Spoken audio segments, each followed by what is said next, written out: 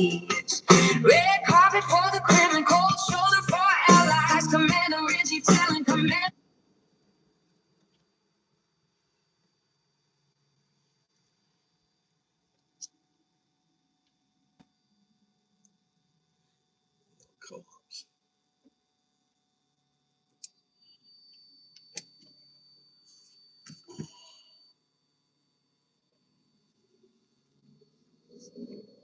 America had a president ruled by fear of one man in Moscow, pulling all the strings. Fake fuck Christians, peddle loving Nazis.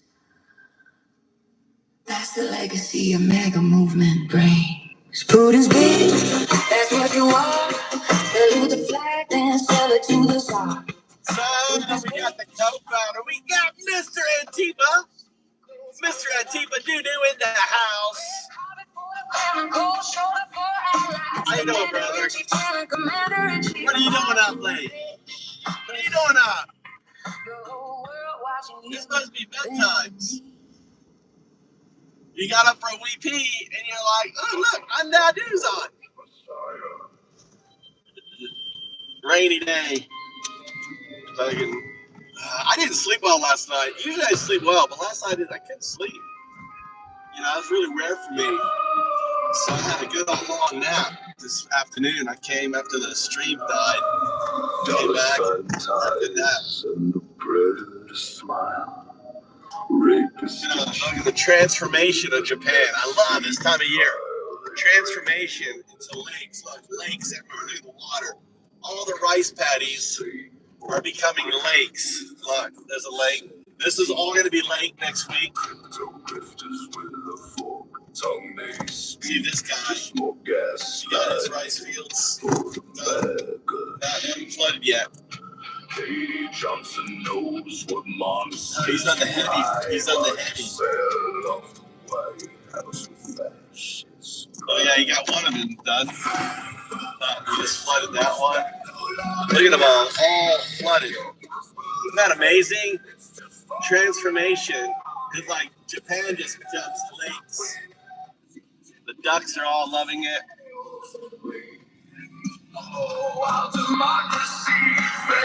All the ducks are. Oh, you're gonna try to get by me? Oh, I tried to speed up. Get the ducks. They're flying by me. I tried to speed up. Oh, I made him. Gotta go faster. Amazing. ISIS, your Gestapo, terrorizing the streets, ripping kids. B2B's in the house. I know B2B. What's up, Brandon? How you doing? You preach family values you can't even keep. You scream pro-life. No. This is all water management. No, they've got massive water management aquaponics system. The aquaponics systems. Look on the left. They're all these are. Look, you can see them all.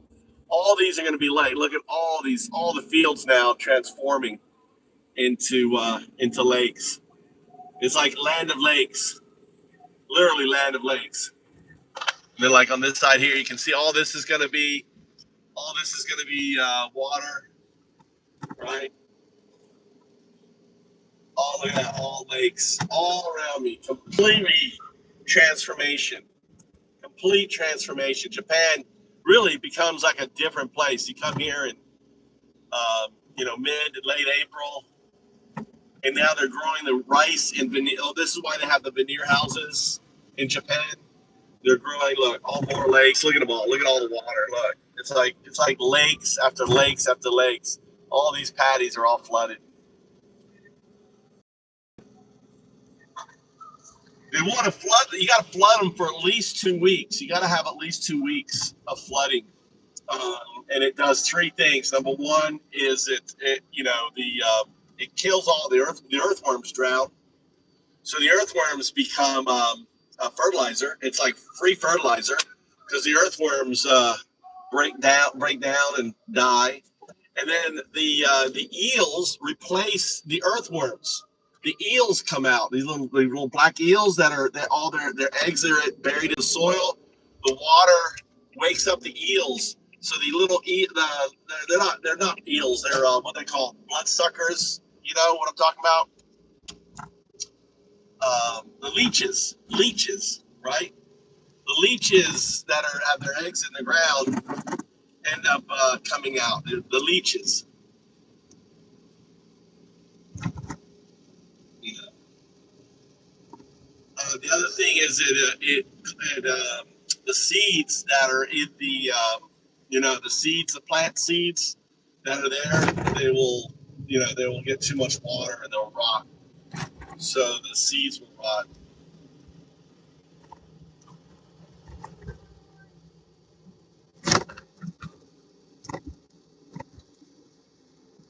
So it does breaks up the soil, creates some free fertilizer on there.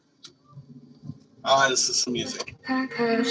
Mom's coat hangs, empty keys glint on the script. Teacher says he's quiet now, crayon stays sharp. He draws stick figures, bleeding art class after dark. No lullabies, no you got this. Just leeches again. Oh, they're all in there. Leeches. And then the frogs are right now.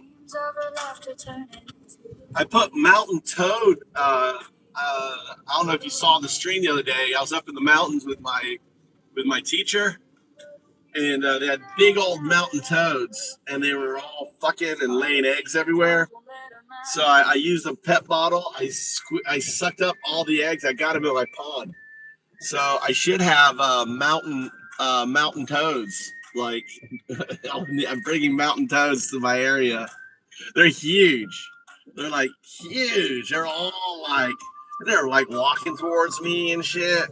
They weren't scared of me at all. It was so cold for them still.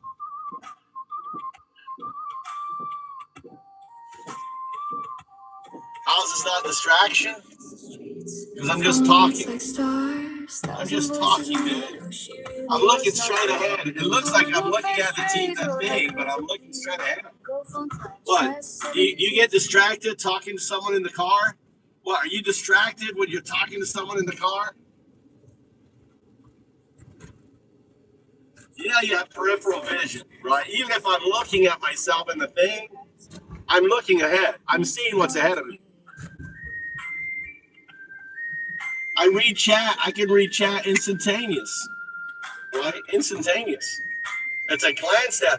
I look. Is looking down on my speedometer? Is that a distraction? When I look at my distraction, see, you read by word by word by word by word. I read by the entire sentence. I can look at a sentence and I read it, right? You're a dumb fuck. You don't read like that. You read like Peter and Bob want to go fuck each other. Peter, Bob wants to go fuck. That's because you don't have a second grade education. You don't have a second grade education, right? But actually, you can actually read by sentences, right? You can look down, just like I look down and I look at my price and what my speedometer is. Just like I'm looking and reading shit as I'm driving. I'm not reading word by word.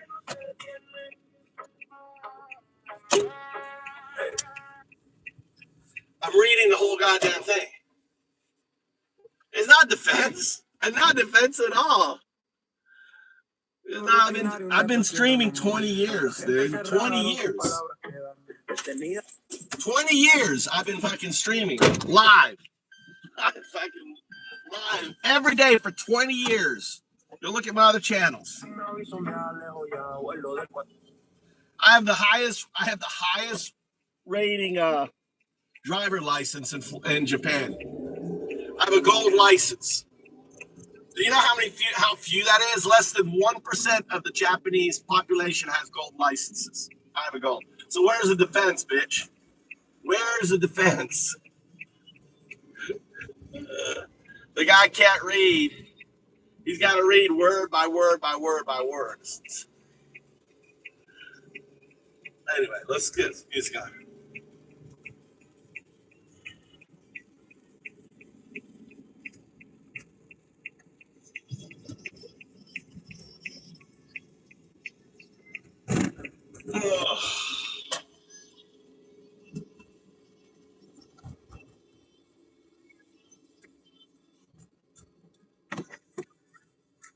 I know, trolls are boring.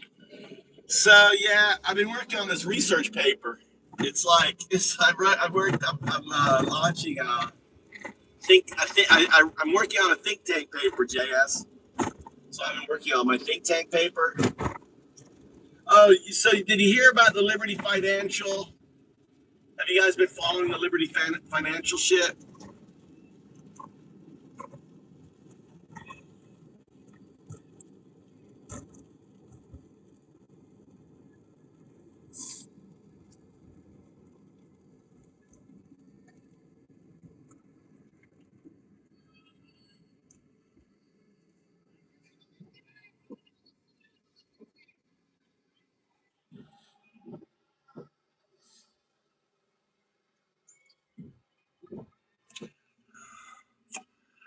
I had to get Mikey. You have to hang out. I'm driving home now. He called, right? And I was on my way.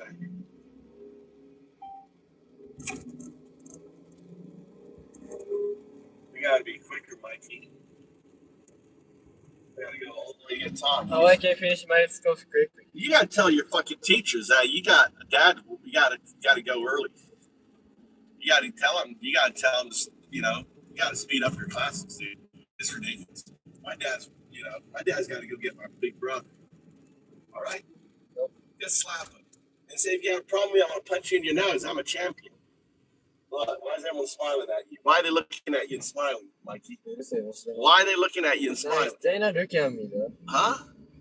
They were looking They at are not, though. you. You were looking at you. They are not. Were they looking at me? Yes. Huh? Because you have funny face. I got teenage girls laughing at me. Crypto grift. Yeah, so Liberty Financial turns out. So this is what they had, right? Do you know the story of what's going on with Liberty Financial? It's kind of hilarious. It's hilarious. You know what they did? What they did? And everyone's laughing. Everyone like Ann Coulter and all the other ones are like, yeah, this is the most corrupt administration in history. Ha ha ha ha ha. You know? Oh, as long as they build the border and they deport people, I don't care. How fucked up is that? How fucked up is that? You know? That you have your own people now, Alex Jones, Ann Coulter, Shapiro, all of them are admitting that this is the most corrupt administration in American history. Trump is already saying he's going to pardon everyone, right? I'm going to pardon everyone, all your crimes. So go ahead, steal like a bit because you're getting a pardon. DOJ is not going to go after everything. It's pretty crazy. All right. Hey, we got some cleanup to do here. Cleanup to do. Clean up. We got to clean up.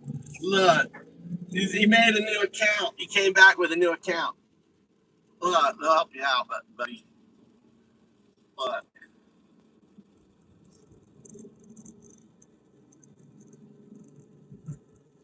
Thank you. Look at MAGA. MAGA morons in here. Jay's put him out for 10 seconds. JS is bitch slapping the food now.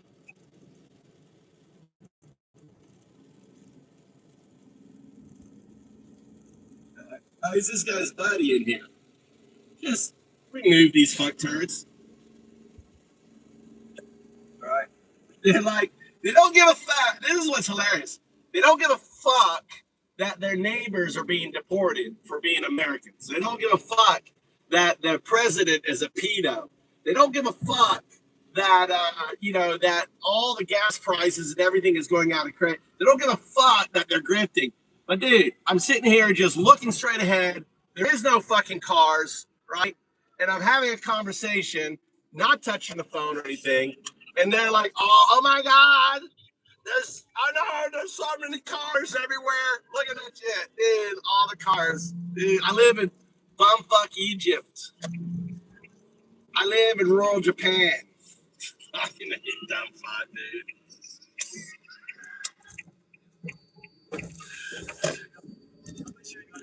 Look at all the cars. Oh my God, I may run into someone.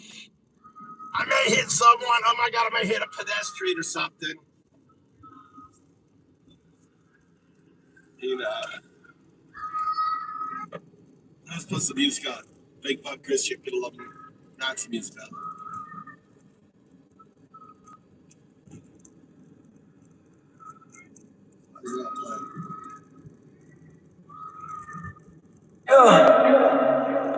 You know the truth.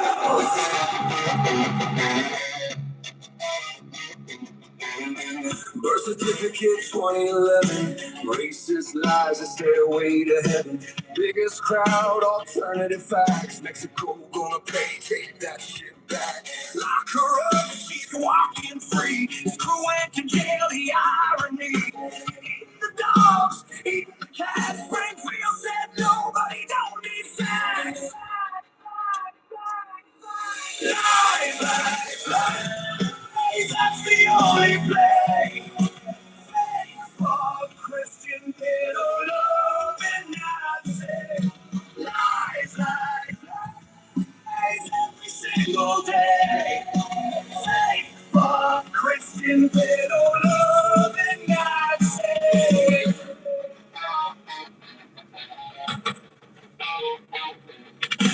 Bible's his favorite, can't quote a verse. 2 Corinthians, but America first. Never ask God for forgiveness once.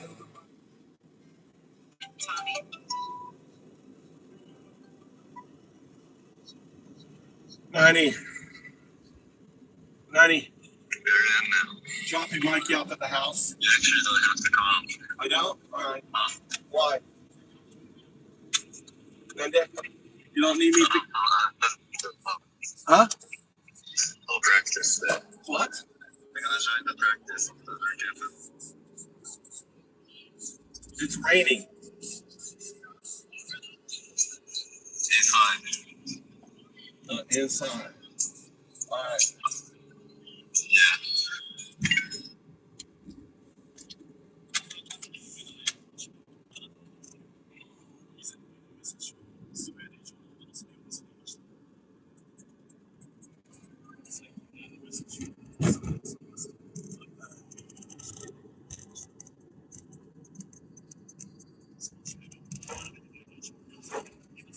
Where do you live, SM? Where do you live?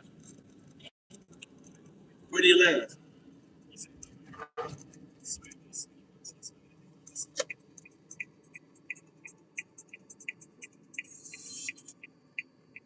What rant was about to be epic? No, but I got a phone call.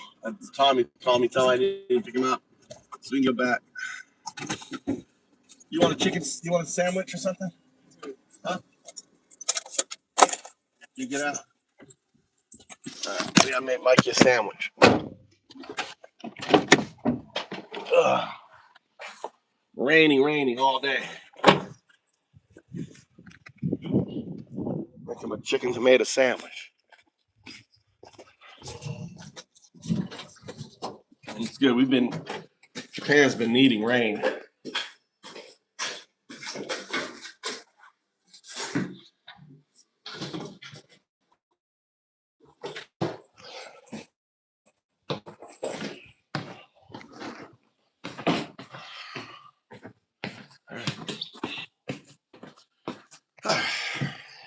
Let's get my.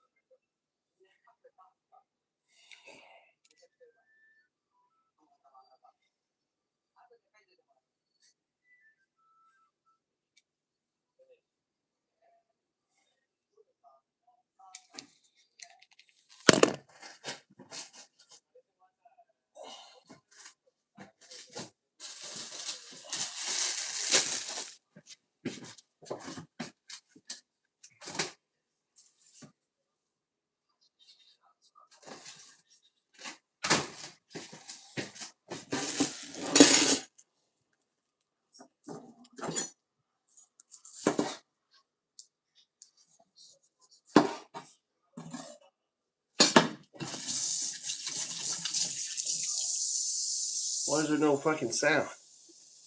Why is there no sound?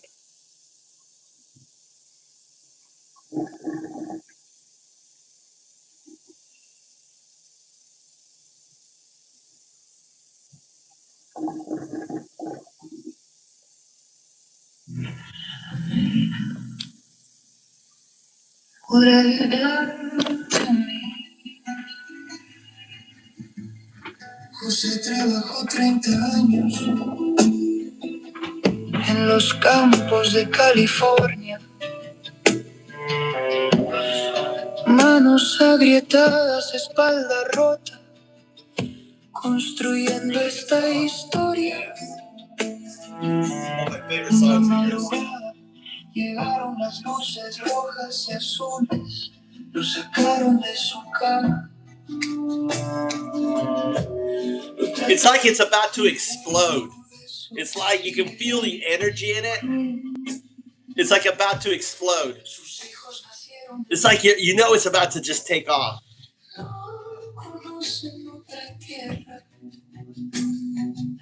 Pero papá desapareció como víctima de esta guerra. Yeah. Ahora su esposa limpia casa, llorando cada noche, preguntándose por qué el sueño se convirtió en un reproche. They call it the land of the free. But freedom is just a fading dream. Children crying behind the wire, while the statue of liberty's flame grows tired. What happened to the promise we believed? America, what have you done to me? Los que rezan el domingo firman órdenes el lunes. This song should be a hit. This song should be a fucking hit.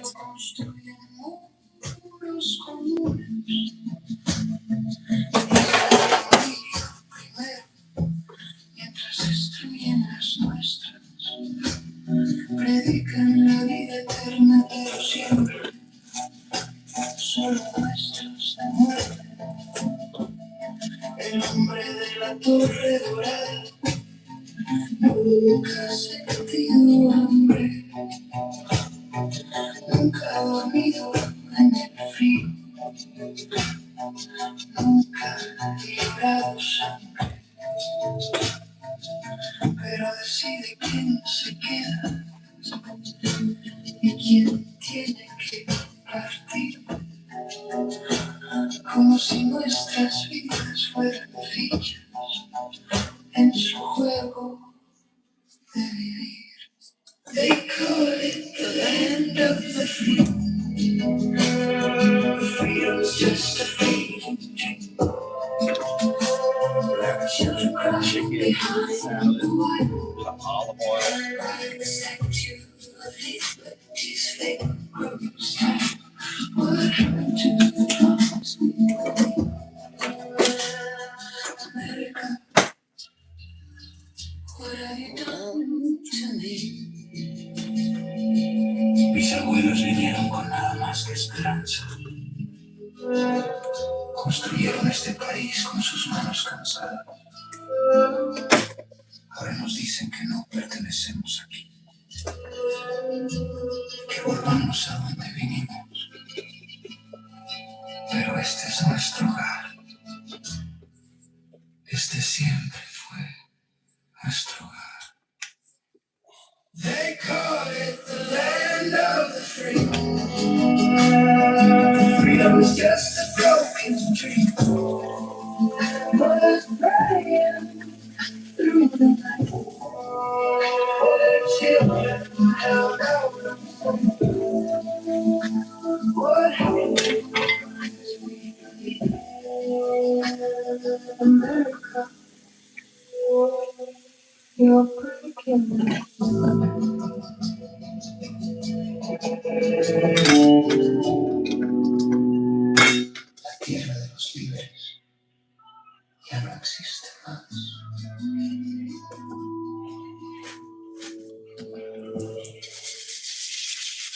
Good song.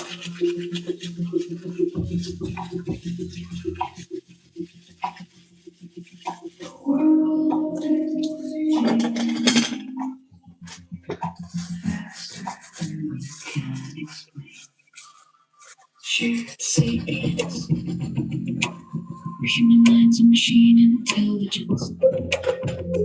We question and grow together. Foreground emergence. Women now. Daily at sharedsapiens.com. Shared sapiens.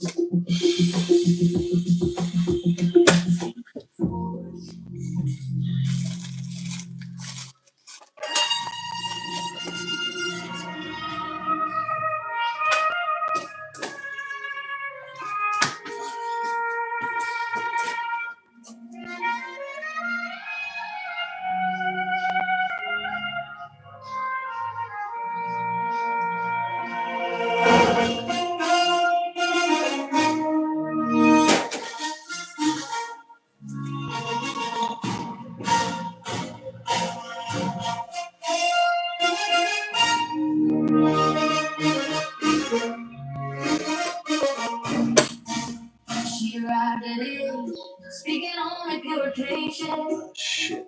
Fleeing the gangs under Guatemala's harsh sun.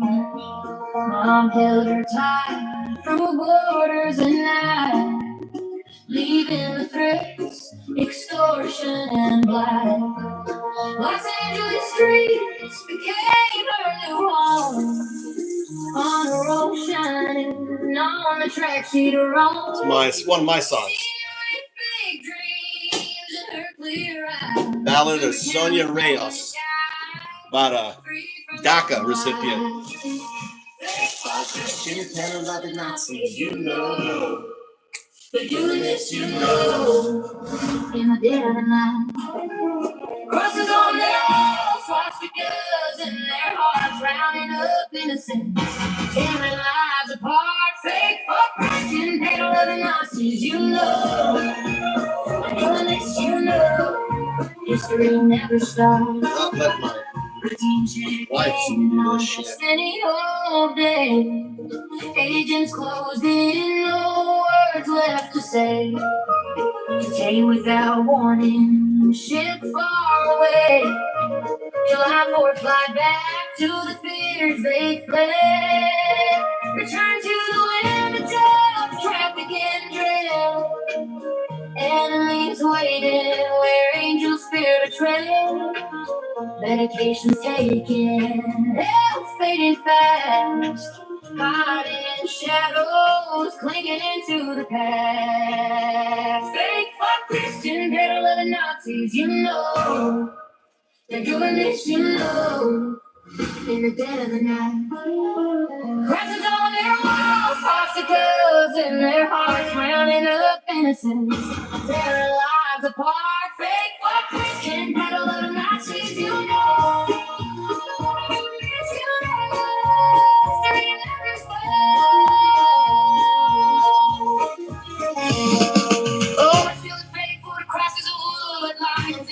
For the empire's good, no mercy for those who believe in art. Persecuted souls torn apart. That goes. Look, I thought the guy was half human myself. Still think he might have been capable of being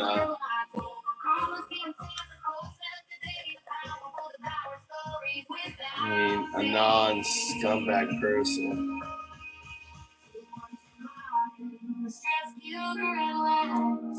Yeah.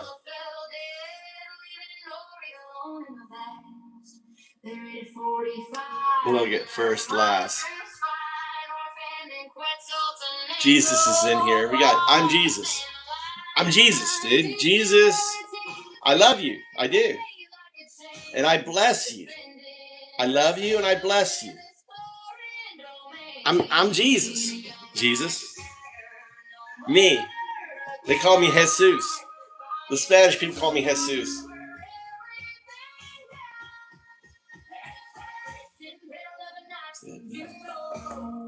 What's undoubt do?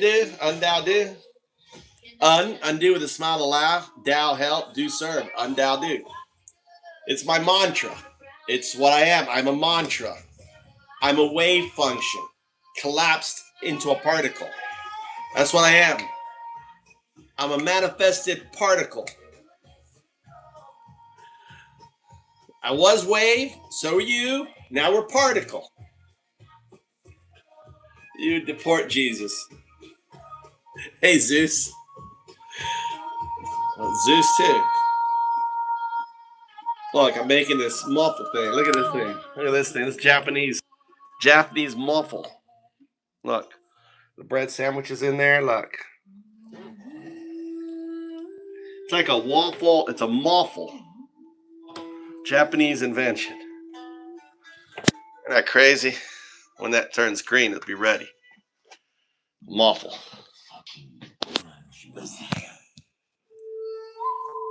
Ride the wave. We all ride the wave, baby. We are a wave function. That's all we are. Collapsed into a particle state. That's all it is. God is just the anthropomorphization of the wave. That's all it is. God is just the anthropomorphization.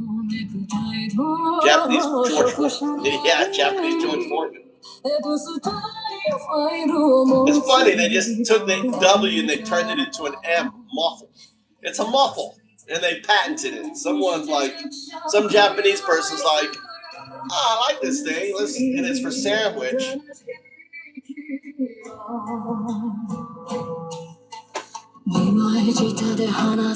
It puts a little look. It's not done yet, but look. It's not look.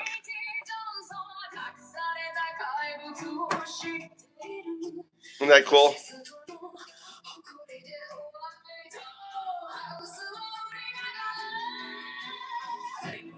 Okay.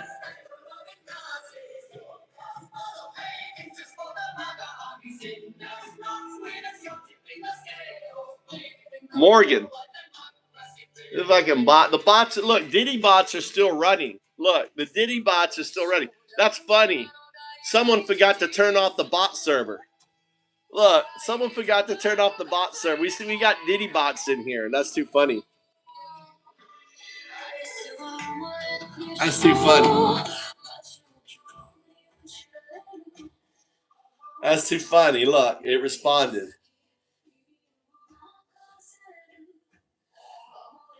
Look at the bot go. Look at the bot go. Look at the little bot go. There you go. Bot gone. Little Diddy bot's gone.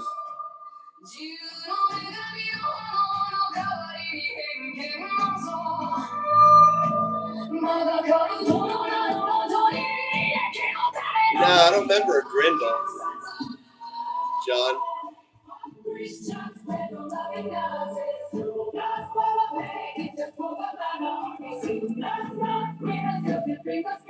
Oh, I didn't put cheese on it. Maybe I should put cheese on it.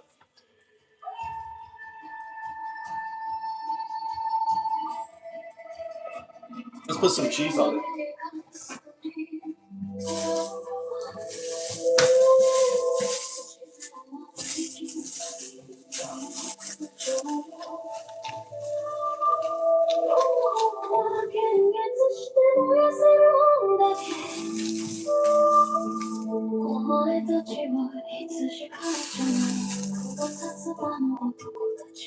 I forgot to put cheese. There you go. Oh, that's what it looks like on the inside. I opened up the sandwich. Look. Put that back there.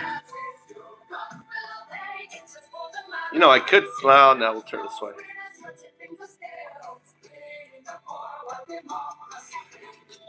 You know what I need to do? I need to kind of fix it. I need to kind of back propagate it.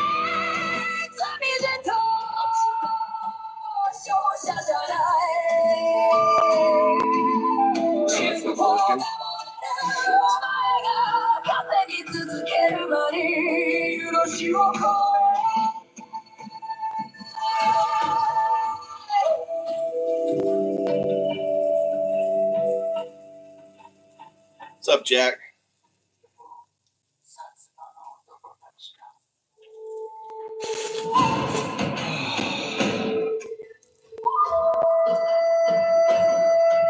Yeah, bacon, cheese, and spinach would be good. I got chicken on it, chicken and tomato and cheese. That's what Jesus said. Steaming up now, look at it. It's cooking now. Look at this thing. I was a stranger and you welcomed me. The red letters now apply. They cage families at the border and leave them there to cry. All right, let's see what's going on in the news. Let's listen to a little news. Hey, Christians, Nazis, defile your gospel, call yourself MAGA. Hey, Christians, peddle on the Nazis. You gotta like this guy. You guys know this guy, right? You know Valenti videos. Against his most loyal soldiers, Alex Jones, Candace Owens, Megyn Kelly, you fucking name it. And now they are all firing back, especially after Trump claimed to be Jesus Christ. Trump claimed that he is the Messiah. Trump claimed that he is God. And now all of these people are accusing him of being a blasphemer, of being, sacrilegious and all this shit, which he is, and he always fucking has been. But we got like Alex Jones going on a tirade, Candace Owens, all these people are coming for his fucking throat. And then on top of that, we're going to talk about, I think it's John Thune. Is that his fucking name? We're going to talk about how the Republicans are in full support of Donald Trump threatening genocide of 93 million people in Iran. As you know, Donald Trump said that he will end the entire civilization of Iran. And Republicans are down for the funk. They support that. Just so you know, Iran is where civilization started, right?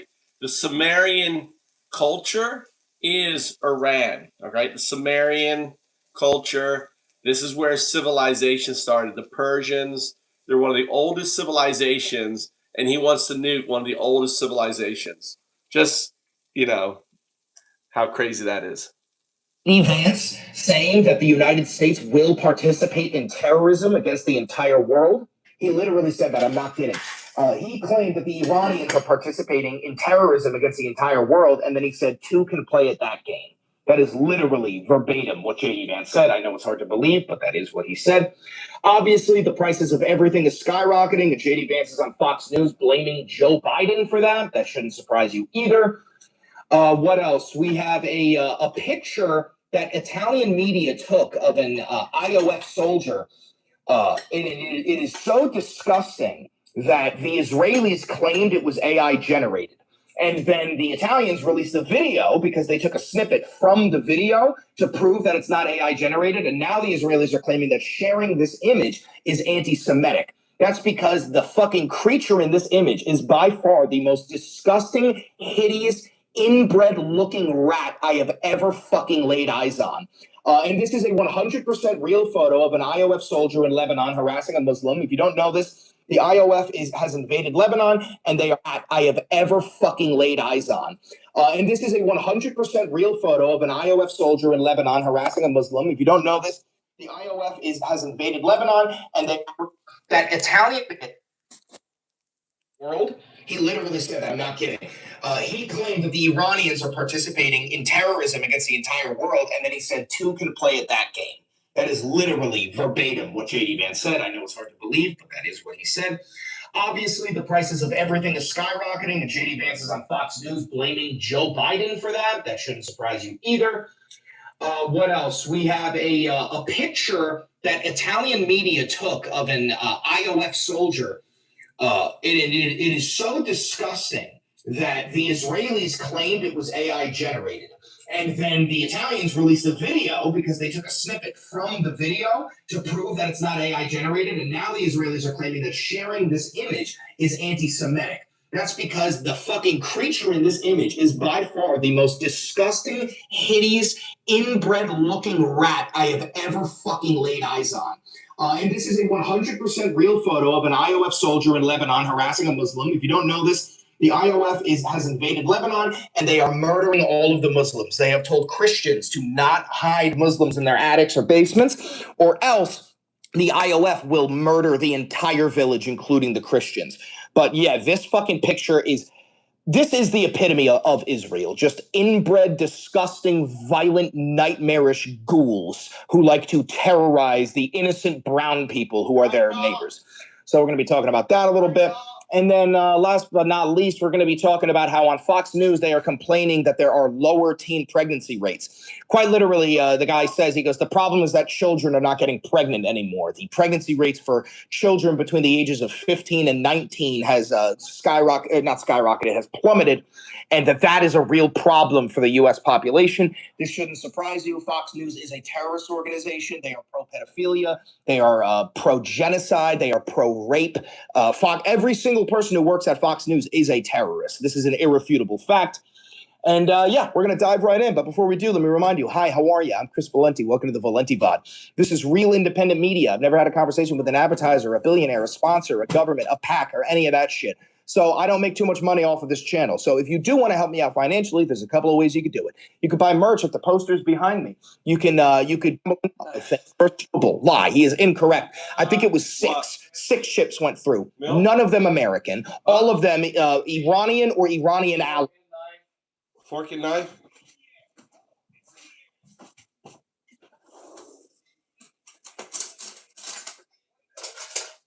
You want milk?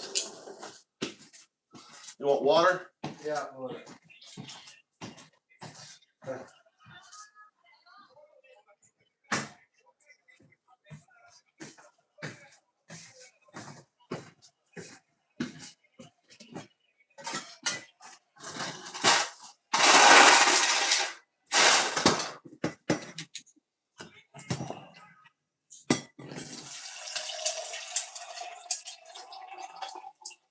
Whether that be fucking China or Russia or people who work with Iran, like Japan, right? So complete bold-faced fucking lie.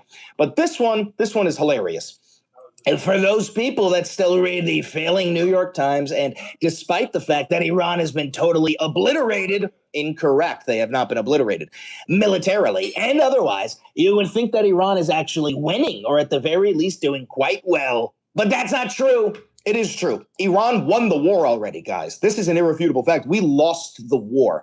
We failed to open the Strait of Hormuz. We failed to destroy their military. We failed to accomplish any goals whatsoever. And in fact, the Iranians who were not building a nuclear weapon are now building nuclear weapons, as they fucking should. Because the only way to prevent Western imperialism in your nation, the only way to prevent Donald Trump from raping you and your people is to have a nuclear weapon. Donald Trump does not have the balls to fuck with China, North Korea, Russia. What's the common thread between those three nations? They have nuclear arsenals. So, more power to Iran. I hope you get that nuclear weapon fucking fast so that we can end this conflict speedily. Anyway, but that's not true. And the New York Times knows that it's fake news. When does this corrupt media outlet apologize for their lies and horrible actions against me, my supporters, and our country itself? Have they no shame? Have they no sense of decency? President Donald J. Trump. Now, I forgot what movie this is from, but I've heard "Have you no shame? Have you no sense of decency?" like a million fucking times. Maybe somebody in chat knows what movie. Like, Donnie is like an absolute bumbling fucking retard, okay? And he has dementia, and he's now, I think, quoting his favorite movies in order to sound stronger than he really is. Because don't forget, this is a morbidly obese 80-year-old man with dementia, okay? He is one of the weakest people in this nation by and large. It's a famous quote from June 9th, 1954, Army McCarthy hearings. Oh my God, what a fucking idiot. Anyway, so that's what we have. And then obviously he did his usual chat GPT endorsements. This is all, I'm not kidding, all of this is chat GPT. Every time he starts with somebody's name. Stavros Anthony has been a fantastic lieutenant governor. Scott Bedke has been a tremendous lieutenant governor. And then he does this shit where he goes, "It is my great honor." Oh, he posted a video of himself as a child, which is like ironic because he would have raped that child if he could get hands on it. But he does this chat GPT shit where he goes like this.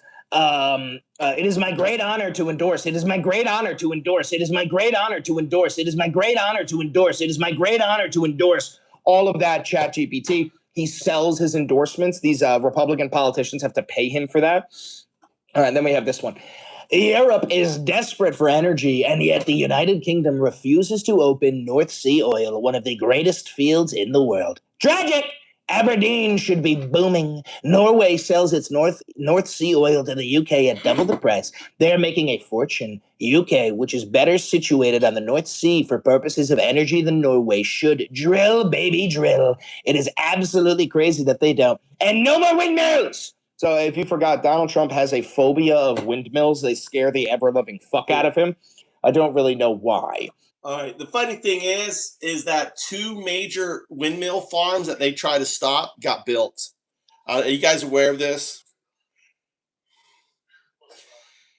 I want you to deep dive into the two recent open windmill farms, on the ocean off Virginia, I think, that Trump tried to squish, and how he was unable to do it. Deep dive into it, fact base it, support all your information with actual factual support.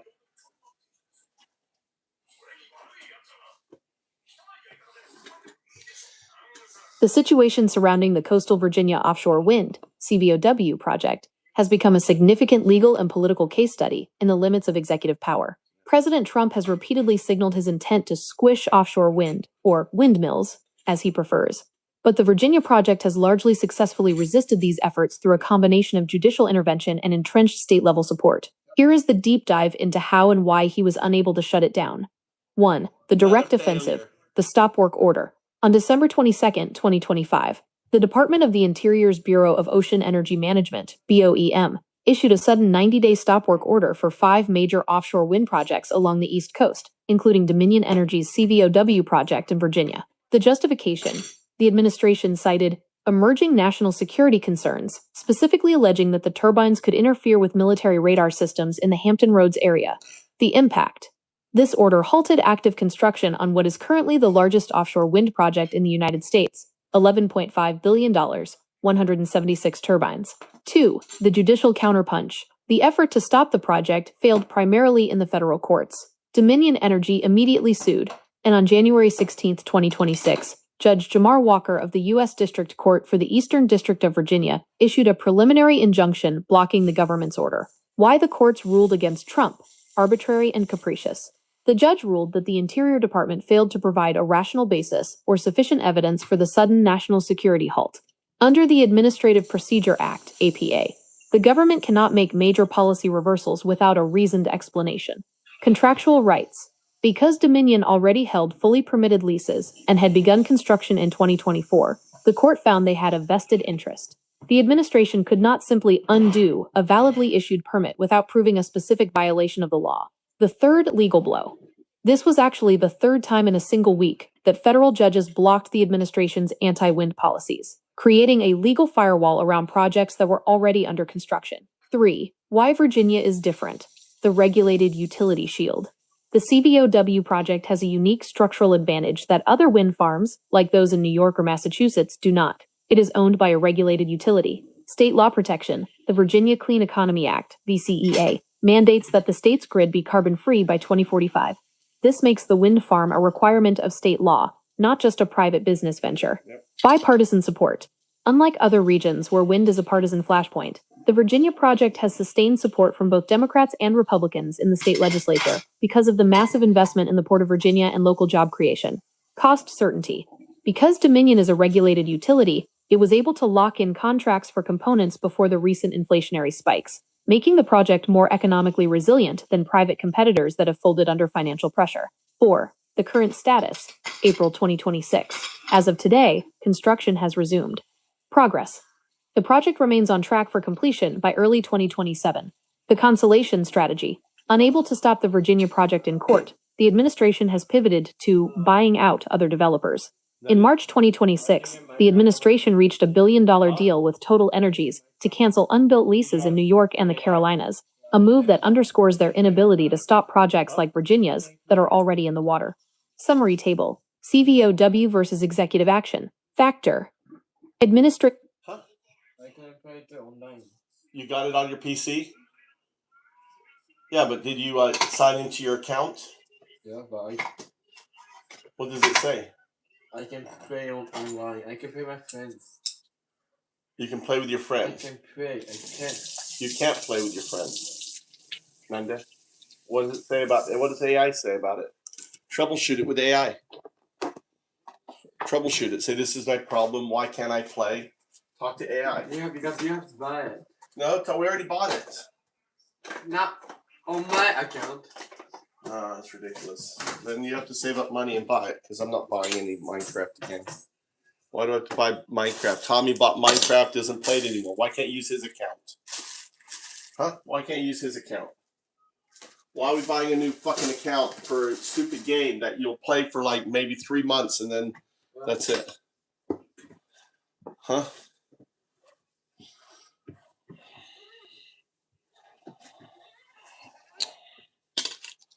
You want me to get it for your birthday?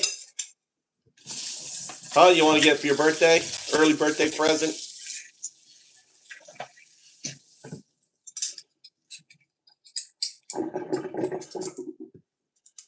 Yeah, share account is easy, Mikey. Yeah, I already bought it. Tommy bought Minecraft. He doesn't use it anymore. Just log into his account and use it. But he doesn't know. He doesn't want to do that.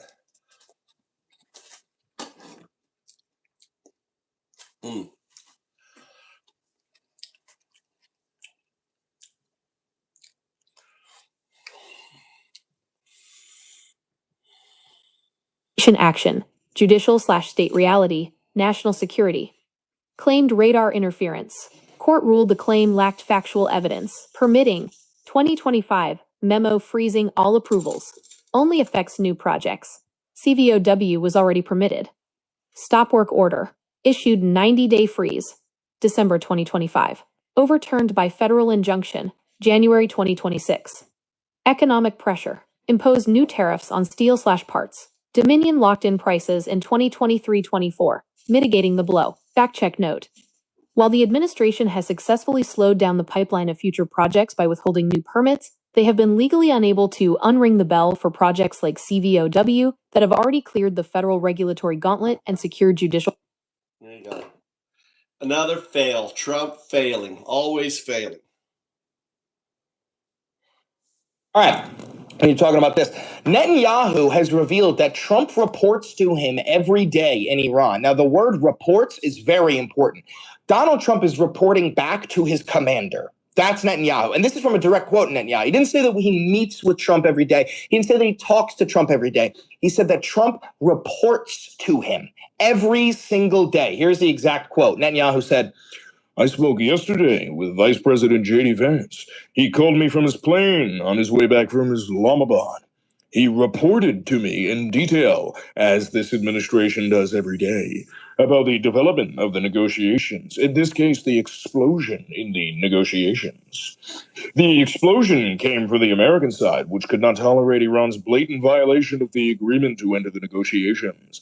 The agreement was that they would cease fire, and the Iranians would immediately open the gates. They did not do that. The Americans could not accept that." So I don't even know what the fuck he's talking about. What I do know is that the Iranians have a red line, which is their uranium enrichment. They want to enrich their uranium to weapons grade, and they should. They absolutely fucking should. They shouldn't do any deal. They shouldn't make a single fucking deal with the United States of America. We have proven time and time again that we are incapable of negotiating in good faith. Before Operation Midnight Hammer, Fortnite Epic Chungus, right? We were in the middle of negotiations when we bombed them. Don't forget about Qasem Soleimani, right? Or was that his name? Soleimani, I think. The Iranian general that Trump literally murdered during negotiations, during it. By the way, just so you know, the Iranians are not stupid. You know, there was a negotiation going on in Islamabad between J.D. Vance and the Pakistanis and the Iranians. Well, when the Iranians left, after they said fuck you to J.D. Vance, they had to have the Pakistanis give them a 9-jet escort on their way back to Iran because they correctly assumed that the United States of America would murder the entire negotiating team, which is what we have done before. We've done this numerous times. And then obviously, as you already know, before Operation Epstein's Fury, the Iranians, it wasn't even during the middle of negotiations that we bombed them. They had agreed They agreed to our terms, and then we bombed them. This is because, as I've been saying, Donald Trump is owned by Benjamin Netanyahu. Donald Trump is a doggy, and the man with the leash is Benjamin Netanyahu. So despite the fact that we came to terms, Netanyahu said, Donald, you do not have permission to come to terms with the Iranians. If you don't bomb them, I will release the videos of you raping children that I keep in a vault in Tel Aviv, you child rapist pedophile motherfucker. So, yeah, Donald does not have the ability, and he is our president. He represents us, all of you, whether you hate him or not. I fucking hate him, but Donald Trump represents you, the American people, and the rest of the world. They are thinking of us when they see him. We are him now, okay? And that's not something that you get to debate. Alex Jones says Trump has Asperger's with the Hodge twins. That's really fucking funny. We do have some Alex Jones clips. All right, moving on. So the blockade is alive. The American blockade is going, but it failed miserably. Iranian and Chinese tankers are moving through anyway. This morning, the US Navy blockading Iran. 16 US warships are now enforcing President Trump's order to stop all ships entering or departing Iranian ports and coastal areas. 2 tankers under US sanctions turning around as the restrictions went into effect. The rich Starry, though, now appears to have successfully made it through. This is a Chinese oil tanker that has literally been sanctioned by the United States government, and it went right through our blockade. We couldn't do a goddamn thing. And also, I want you to understand that, we are fucked, right? 2 of our destroyers were forced to retreat because they were attacked by one single Iranian Shahed drone. 2 destroyers forced to retreat from one drone. The Iranians have literally tens of thousands of drones, and they're making more every single day. They're making more than they are using, right? And it costs the Iranians $50,000 max to create a drone. It costs us $1.6 million minimum to shoot one down. And I say minimum because oftentimes we send out these interceptors and we miss, and then we have to send another one. So it goes from 1.6 to, what is that, 3.2 or some shit? I'm not too good at math, but I think that was correct. But regardless, the Trump's blockade of the Iranian blockade has been failing miserably. I don't need to explain that to you. A blockade of a blockade is the most retarded shit I could ever come up with in my mind. Only Donald Trump would come up with something that fucking stupid. The Strait of Hormuz, one of 3 ships to cross to. Recommended by 300 million people worldwide, it's completely free with no ads. Claim your code GOGOWOS and Hey. This morning. Now we got another Yeah, we understand that there is a Chinese ship that's been sanctioned by the US passing through the Strait of Hormuz. Are you hearing anything in Beijing about that? That's right. The Starry Rich, which is a mid-sized oil tanker. Interestingly, it's a Malawi-flagged ship, although it is quite clearly owned by China, and it also broadcasts its own signals as being affiliated with China. We know that it left Dubai yesterday on Monday and actually stopped before the U.S. trade blockade was announced, and it actually went to do a U-turn, and then it continued through the Strait of Hormuz, and we know it was the first vessel to pass through the strait since the blockade was imposed on Tuesday. Now, interestingly, as you mentioned, it was actually sanctioned in 2023 by the US for evading its sanctions on Iran. And so really its passage through the strait raises more questions than it provides answers. First of all, was it allowed by the US to pass through the strait? Guaranteed it was allowed because Donald is all bark, no bite. He is not willing to start a hot war with China. Don't forget, Trump said that any and all ships on the high seas that have paid the Iranian toll are subject to American bombs. Okay, Trump already threatened to sink all Chinese ships on the sea. Trump also threatened to board these Chinese ships, right? But at the end of the day, this is an irrefutable fact I'm about to say. You are not allowed to disagree with me with this. America will lose a hot war with China. We won't even stand a fucking chance. Before the Iran war started, right? We only had 5 days of munition against a hot war with China. Now that we've used almost all of our fucking munitions and Trump is on his hands and knees begging for a ceasefire so that he can rearm and reload and then relaunch the assault, the Chinese know there's never been a better time to act. And which is why I firmly believe they will take Taiwan during the Iran war because we don't have the munitions to fight them. But yeah, the United States military is pathetic. It is a paper tiger. Every U.S. service member is fucking pathetic. They sit on their thumbs crying when they can't call in a fucking airstrike because they're so not used to the enemy firing back. But no, the Chinese military would absolutely destroy us in a hot war. Because it was coming from Dubai and not from Iran. You support Dan Bilzerian for Congress? No, I'm not patently fucking retarded and anti-Semitic. No. Or was its passage kind of missed by the US? maybe pointing to how difficult it is to enforce a blockade of that waterway. So I think we have to see how many more ships are able to pass and what their affiliations are. Bringing us up to speed there from Beijing, that is Katrina Yu. Thank you. Nelson's sharing something with me about Taiwan. Let's get a look at this because we were just talking about Taiwan. China offers incentives to Taiwan following opposition leaders' visit. China on Sunday unveiled 10 new incentive measures for Taiwan, including Eastern tourist curbs, allowing in healthy television dramas and facilitating food sales. Excuse me.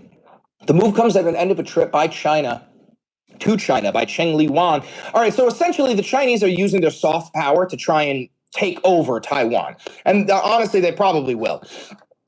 They probably fucking will. All right, moving on now. We have Senator Thune, just as the Republican, I forgot his exact position, but this is him saying that he fully supports Trump's threat to exterminate all 93 million Iranians. Somebody said Dan Bilzerian isn't anti-Semitic. You're a fucking retard, bro. He has posts out there praising Adolf Hitler. He has posts out there where he says Israel is not the problem, Jews are. I'm not going to debate this with you because I know for a fact I'm correct and you are incorrect. There's no opinions on this. Dan Bilzerian is anti-Semitic. Fact. You're not allowed to disagree with me. Moving on. Iran, President Trump has repeatedly threatened civilian infrastructure. Last week he said that if his demands weren't met, an entire civilization would die. Are those kinds of threats from the president something you're comfortable with? I think what you got to, again, look at what the president is doing. And I think right now he's trying to... Yeah, what he's doing is threatening genocide against 93 million people. Open up the Strait of Hormuz, which I think we are all supportive of, and the efforts that are being made there to... Wait, you're in support of him all... Dude, if it would have been Joe Biden, if Joe Biden would have said shit like this, he would be impeached the next day. If Obama would have said shit like that, he would have been impeached the next day. But you know what? Republicans, some president says it. Oh, I know. He's just trying to open it up, right? It is unbelievable. The hypocrisy. All these bitches need to go. All these bitches need to go. What's he saying down here? He goes, this guy shit about service members defending this country, freedom, is pretty ironic. They're not defending shit, dude. They're creating problems. They're putting targets on every American's back. America is less. Is it more safe? You think America is more safe now? Do you think America, the creator, you think America is more safe now with what they're doing? I mean, Iran is rushing to make a nuclear bomb now. Were they rushing to make a nuclear bomb before? No. Right? They're making more money than they've ever. Trump is making Iran money. You understand that? All right. I'll have it. Break it down. I want you to break down factual base that Iran is making more money than they are today than they've ever done. Ever since the 96 sanctions, they're selling their oil. They've got their toll booth, which is $2 million a ship. They're getting back payments from Japan and others. Deep dive, find all the facts, only report what you can factually support.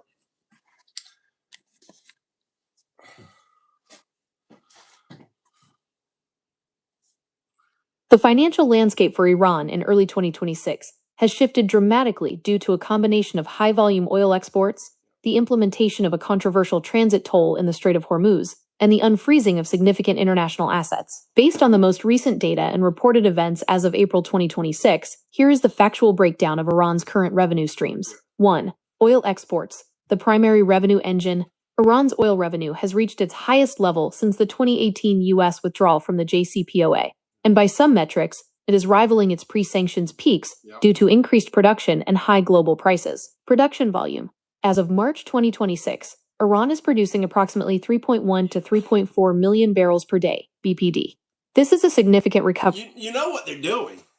You know what they're doing. You know Saudi Arabia is probably selling their oil to Iran, right? Iran probably has a black market. I just had an idea. Is there any support evidence that possibly that the Gulf states or people are selling through the black market their oil to Iran and then Iran is selling it out? I mean, that seems like, I mean, if you had a bunch of oil that you couldn't get out, would you offload it even if it was at a discount, because you can't pay the insurance on the ship.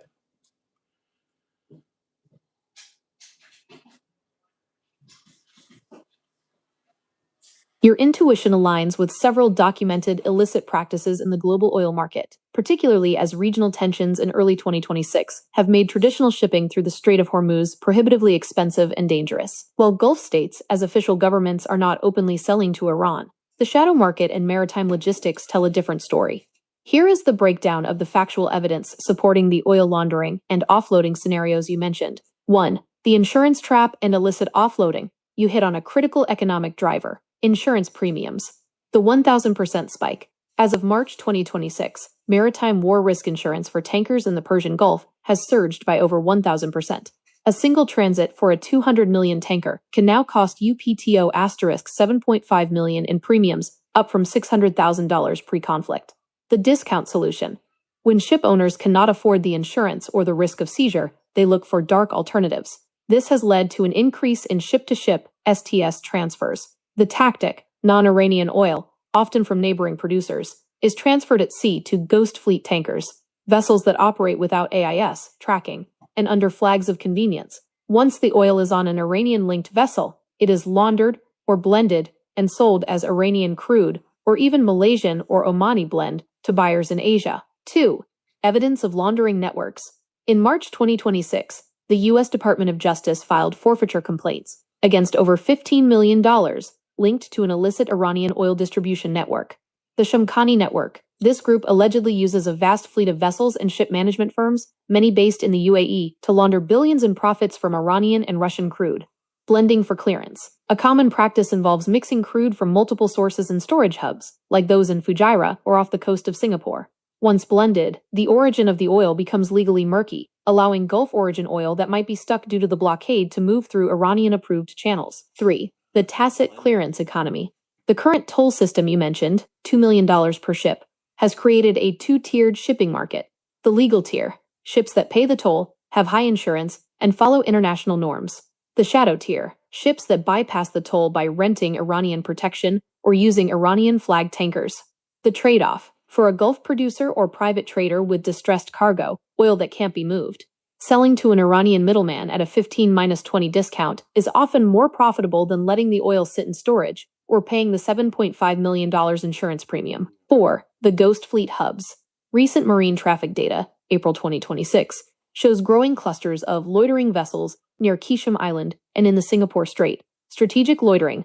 Tankers wait in these zones to conduct clandestine transfers. Volume.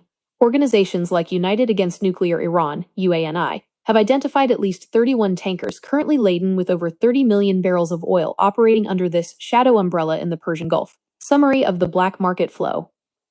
Component. The official market, the shadow market, your idea. Logistics, high insurance plus $2 million toll. No insurance plus shared profit with IRGC. Origin, verifiable. Saudi, Kuwaiti, UAE. Blended/obscured. The ghost blend. Buyers, global, but currently blocked. Primarily China/Asian refineries. Incentive, adherence to sanctions/laws. Offloading trapped assets at a discount. Conclusion. While it is difficult to prove that governments are sanction busting, the private market and state-linked entities are absolutely using Iran's protected shipping lanes to move trapped oil. In a world of $120 per barrel Brent crude, the incentive to offload distressed oil to an Iranian middleman at a discount is simply too high for many traders to ignore. What are you saying? They can't defeat the mods model? What is that? Dopes.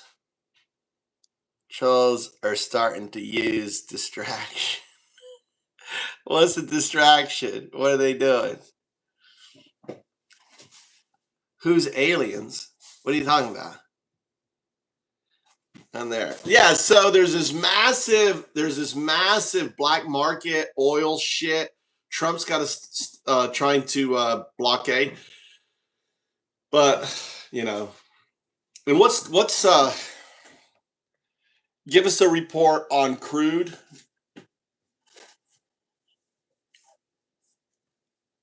Let's see what crude's at. The crude oil market is currently in a state of extreme volatility, balancing between the largest supply disruption in history due to the Hormuz crisis and a sudden, sharp price drop this week, fueled by high-stakes diplomacy. Here is the factual status of the market as of April 15, 2026. 1. The Tuesday plunge, April 14 to 15.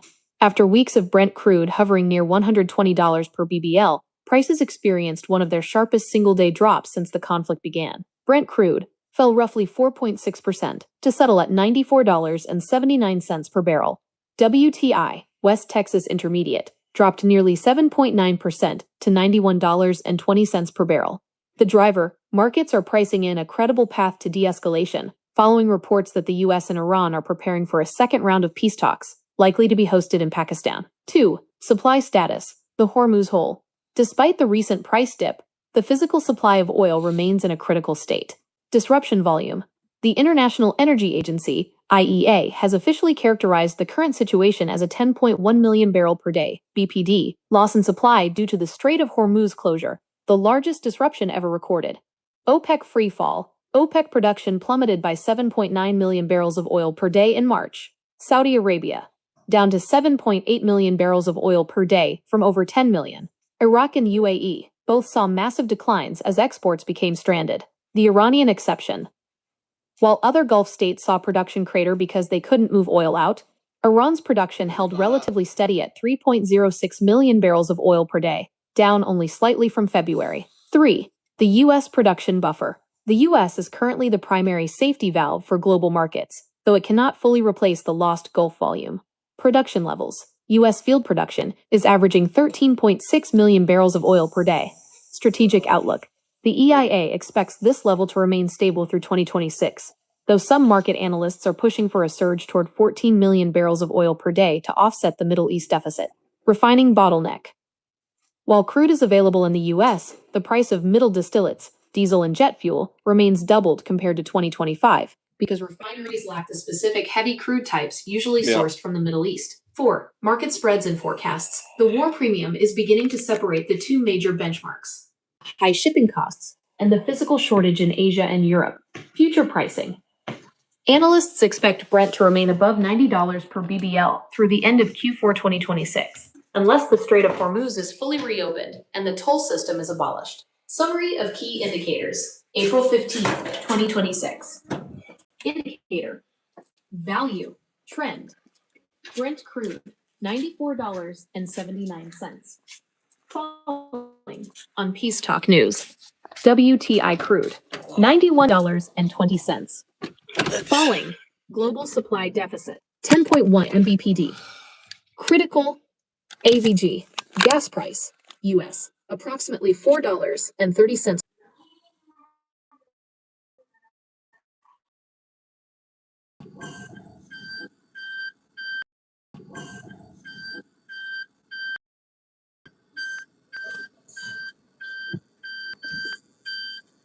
All right, let's go.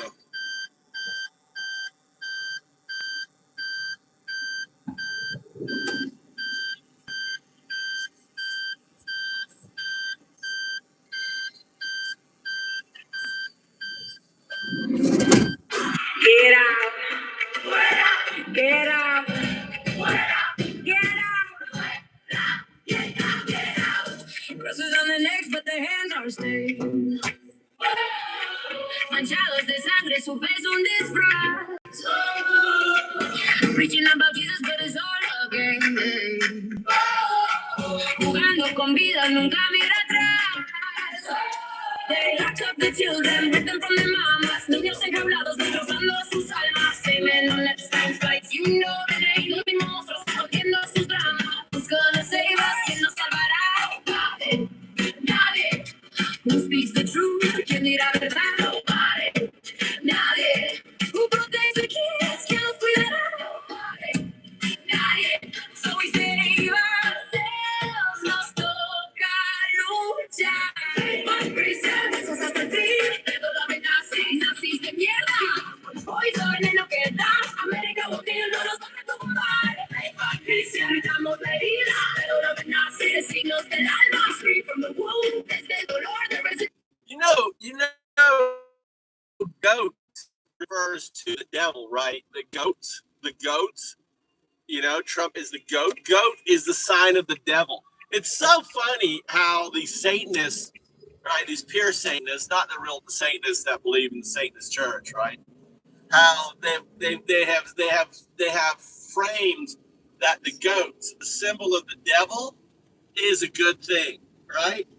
The goat is the symbol of the fucking devil, and it's mind blowing that they think someone being the goat, is the goat. That just means you're the fucking devil, dude.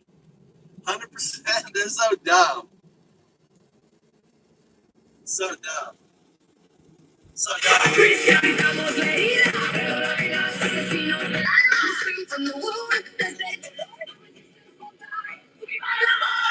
You thought we stayed quiet. Pensaste que el miedo nos iba a callar. You thought we disappeared. Pero aquí estamos, no nos van a borrar. We are the ones you fear. Somos la voz que no puedes parar. And we're not going anywhere. Y vamos a ganar. JS, you got to go to bed, buddy. This is not your kick. Someone got to kick JS out of here. You got to go to bed. JS, what are you doing up? You got your WP done. Go back to bed. What are you doing up at 4 in the morning? What are you doing, JS? Huh? You get the fuck out of here. You gotta go back to bed, JS. Go back to bed. I know you love your music. Oh, look at all the water. Look at that. Look at the lakes. Look at all the lakes. I love it. I love this time of year in Japan. Look, it's like a lake right next to me. Whoa, is that a swallow? Oh, the swallows are back. The swallows are back. I saw a swallow. Pretty sure that was a swallow. The swallows have arrived back. I have to mark the day. Look at it. Look at all the lakes. Isn't that amazing? Look at that. Amazing. Look at that. Fucking amazing. It's all going to be water. Transformation of Japan is happening right now. All of Japan is turning into just a land of lakes. Look at this. Look at that. Look at that. Just like water everywhere. All these fields now are becoming. They're planting lots of rice, dude. They're like planting tons of rice. They had a rice. We had a rice shortage. They had to release like national reserves. Rice went up really expensive.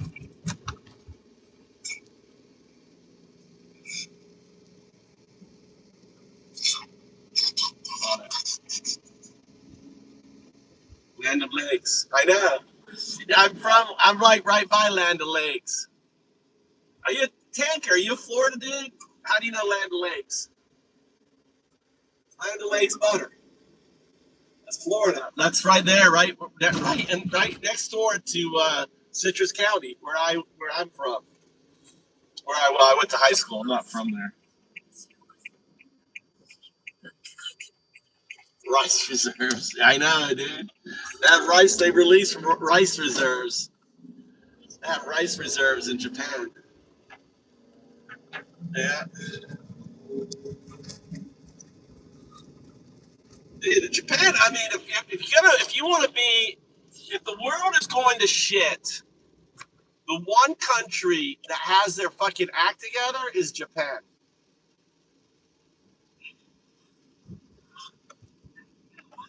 Oh yeah, the butter is from my Land of Lakes. Is right next to Citrus County near Tampa and stuff. Right next to me. It was like Citrus County, Land of Lakes. Land of Lakes is Florida. Florida. It's like a region. County. Land of Lakes is a county, like Citrus County, Land of Lakes County. Yeah. That's what I always said.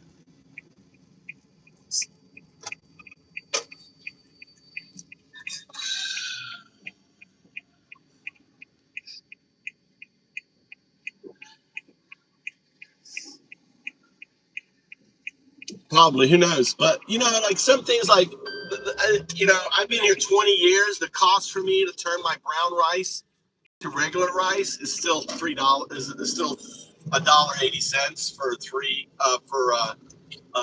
kilos of rice. $1.80 to turn 30 kilos of rice, right, into white rice cost me $1.80. It hasn't changed in 20 years. They haven't changed the price. Isn't that crazy? I mean, is that stagflation? Is that definition of stagflation?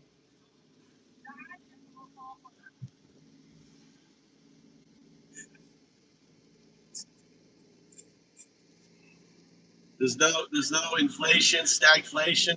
Prices stay the same. Certain things have gone up. I need to shave my head. Get my monk on. Shave all this hair off.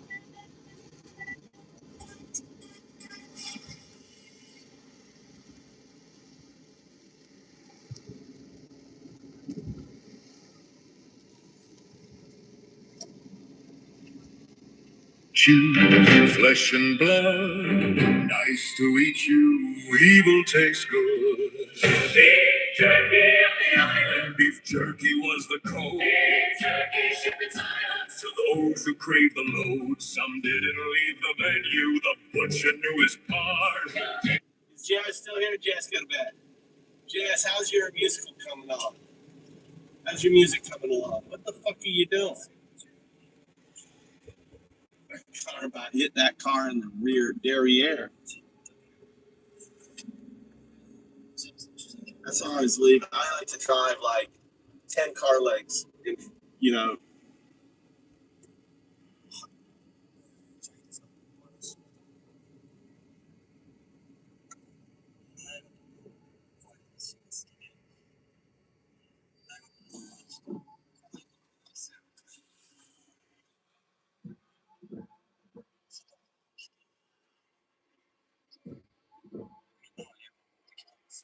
Don't have that. High inflation. There's been really no inflation in Japan in 20 years that I've been here. I haven't seen any inflation. There's been low growth. I don't know. I don't actually know if there's been low growth because I see shit growing up all around here. So I don't know if I agree with that either. I don't even think there's been low growth. Japan has been growing. I see houses being built all over the goddamn place.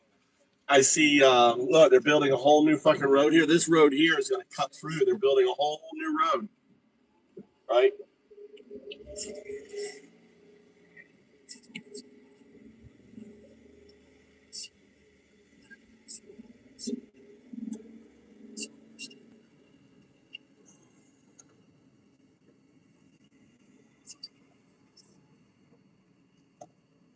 They don't have negative interest rate. They have low. I've never seen a negative interest rate.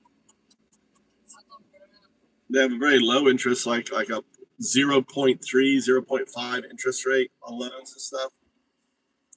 I don't know about negative. I've never heard of a negative interest rate in Japan. Let me fact check everything saying, Tanker.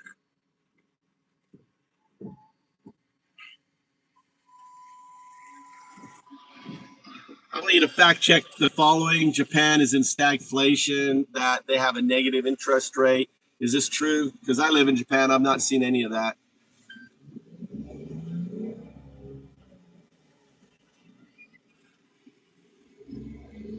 Since you're on the ground in Tokyo, your vibe check is actually more accurate than the outdated narratives often found in Western headlines. The idea that Japan is currently in stagflation or has negative interest rates is factually incorrect as of April 2026. Here is the breakdown of the actual data to support what you are seeing or not seeing out your window. 1. Interest rates, the negative era is over.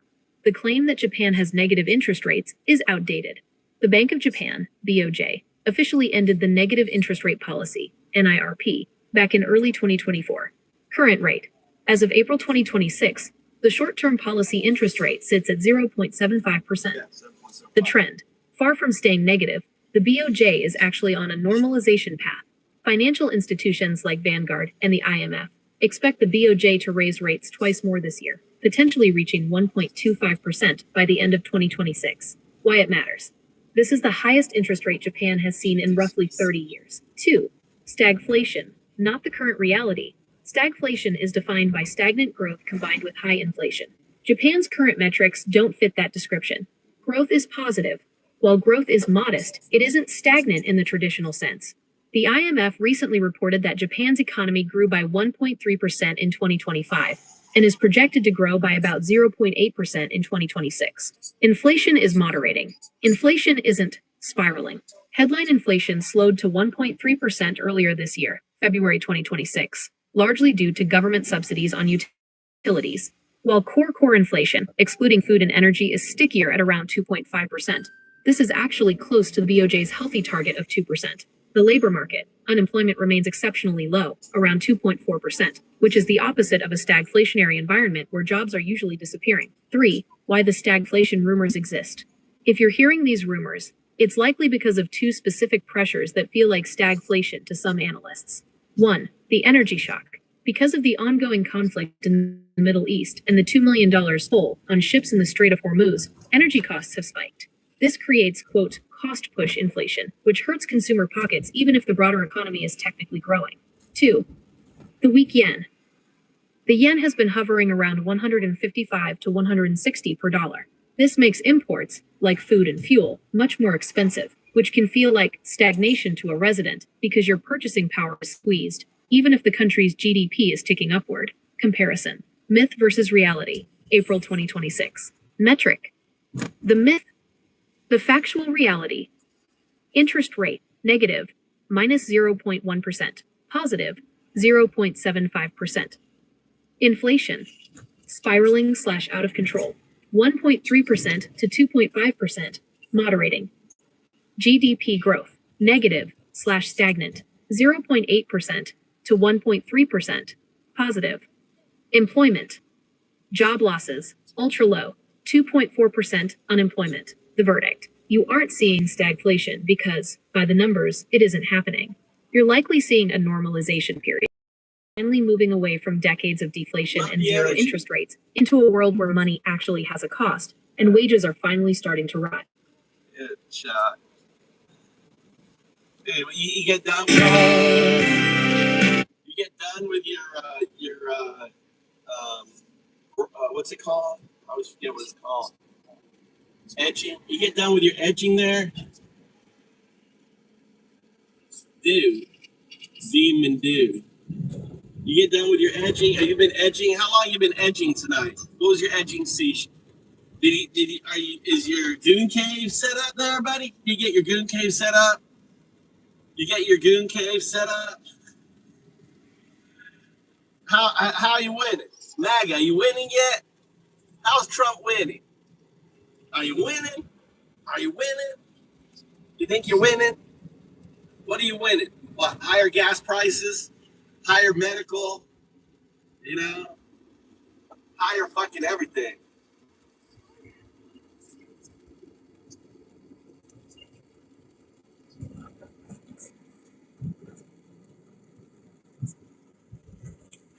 Too funny. Let's see what else. Listen to let's get some other news going on. Let's listen to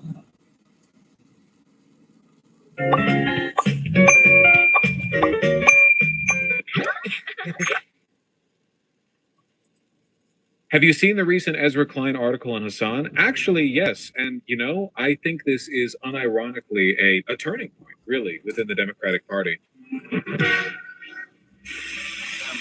Ezra Klein is one of the favored journalists, pundits, writers, Substack artists of the Corpo Democrat consultant class. A watershed moment?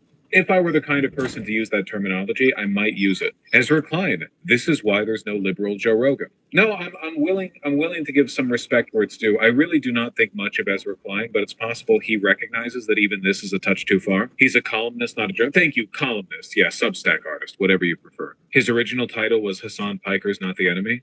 I think both are perfectly fine titles, aren't they? I think they both work perfectly fine. The Democratic Party is in crisis right now because there's an incongruity between the positions that they internally want to reflect and the positions they externally have to reflect, right? Internally, the Democratic and Republican Party are both varying levels of servile to capital. right? It's inevitable, right? They're both mainstream political parties in a country that is captured by overwhelming wealth. They're beholden to a whole fuck ton of special interest groups, lobbyists, donors, whatever else. They have no choice but to engage in some level of deference. Neither of them have the popular support necessary to run the country without the support of donors. Did you hear Chuck Schumer say nobody wants Israel to have nukes? He meant to say nobody wants Iran to have nukes. He fucking Freudian slipped his way out. He goes, nobody wants Israel to have nukes. And the guy's like, are you sure it's Israel? Oh, wait, what did I say? I don't know if any political party could. Not in this country.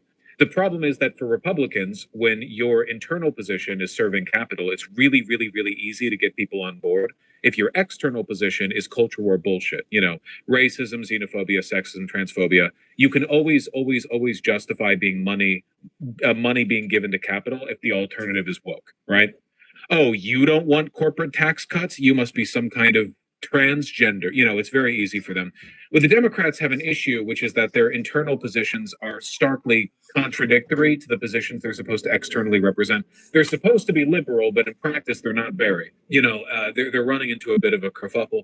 It's why their position on Israel, which is largely about deference to the military-industrial complex, is so fraught with inconsistencies. You can't claim to be politically liberal. You can't claim to offer your voters political liberalism and equality and democracy and so on, and then support the hyper-Hitler 2.0 states. You can't do it, you know?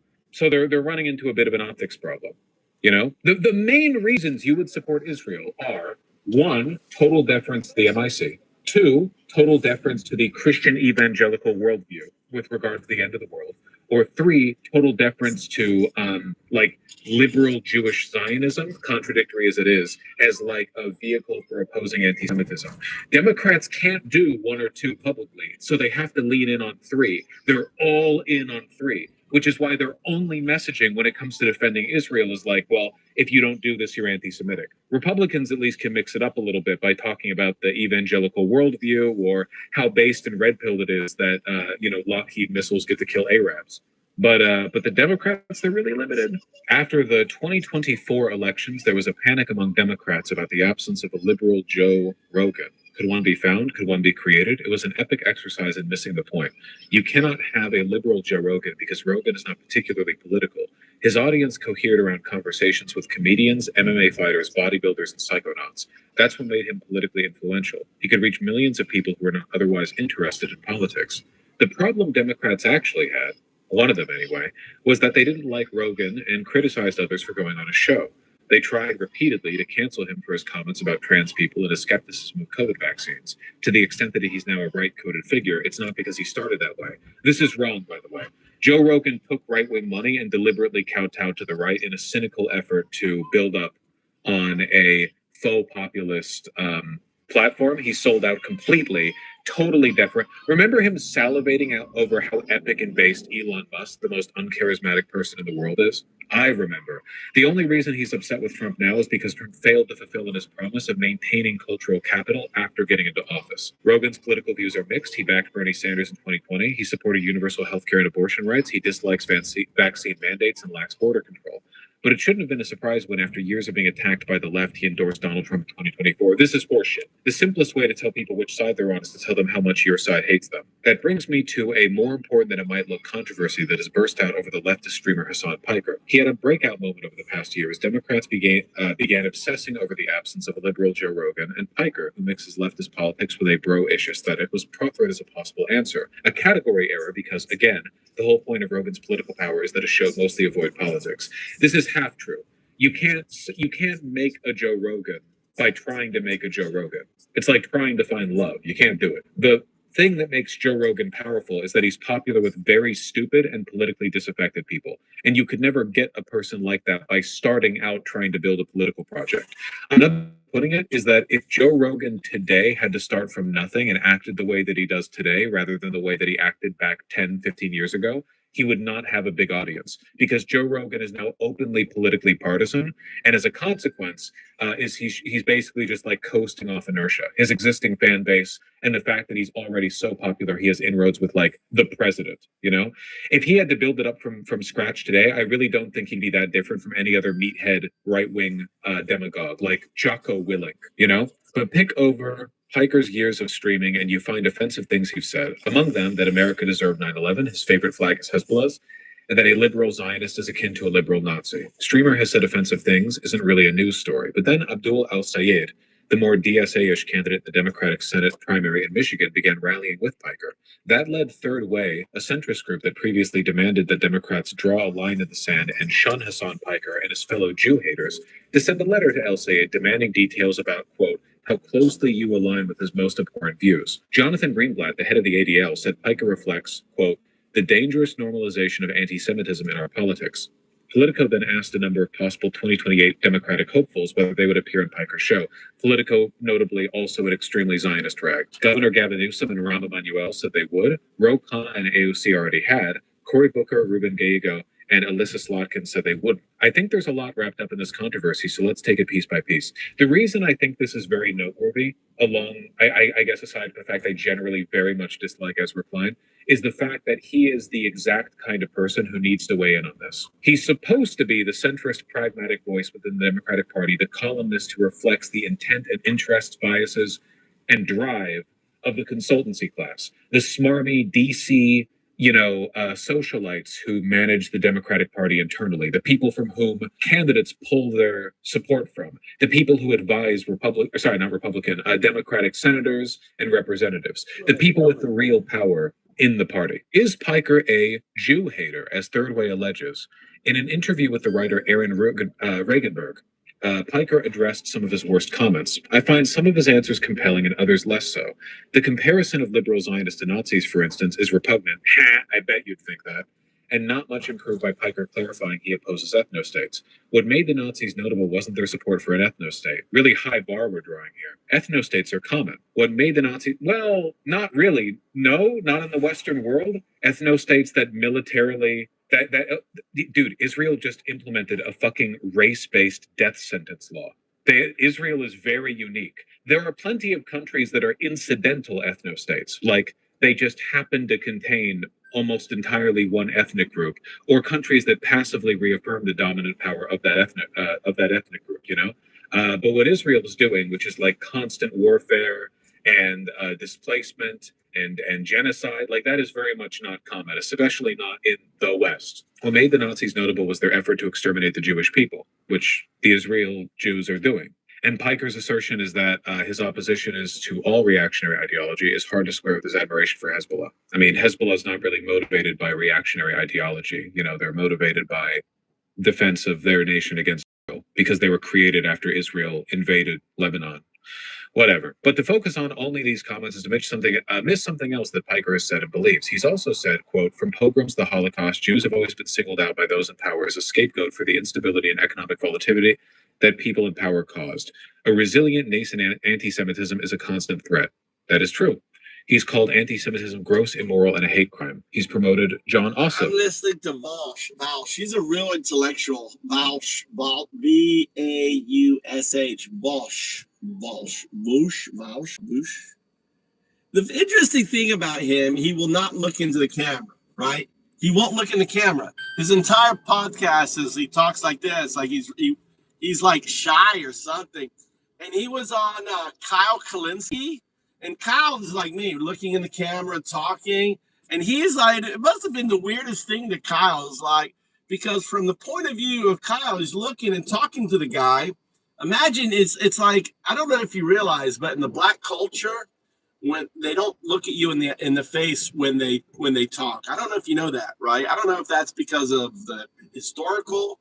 I had a black friend, and they'll never make eye contact. Right? I wouldn't say never, but you know, it's if you ever interact with a black person, when you talk to them, they look away when they talk to you, right? It's really odd for me. I'm like, look in your fucking eyes, see what you're saying.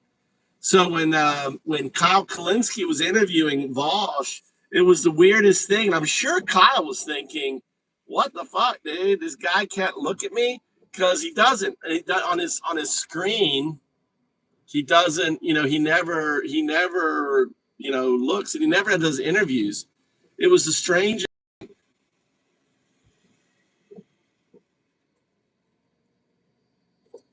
Okay, maybe it's a Southern thing. Yeah. Maybe it's the Southern blacks. I don't know. But I've known a black friend. I had a black friend in Tampa, and I noticed, oh, fuck, dude, shit. Come on, move. I want to get out. I got a green light here. I got a green light. Oh, made it. God damn. I didn't know if this car, they would move. I was at the fucking green light. I hate it when you have a green light. See, this is for cool. This is downtown. Look at all these cars. Look at all these cars. They're all leaving work. Why are they leaving work so early? Why are all these fuckers leaving work? It's like 3:40. Why are all these guys leaving work? They're all leaving work early. Why? What happened? Was there an emergency or something? What's happening? What happened? Why is there so many god? Oh wait, it's 5. It's 5. My clock is my clock in my car is wrong. It's 5:30. Yeah, it's 5:45. Rush hour. I still haven't fixed this stupid thing here. AM, FM, CD, auxiliary, manual P. What is manual P? Well, that's not doing it. Fuck, dude.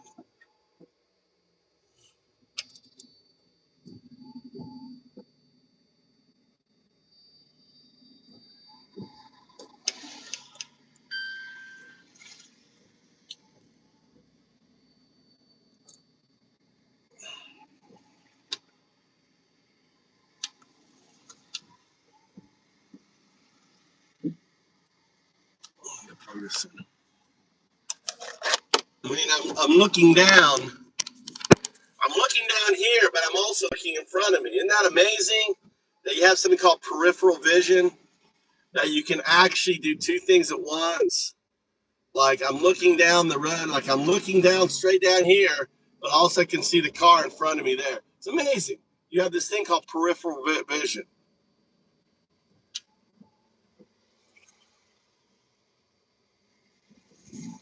I don't know, dude.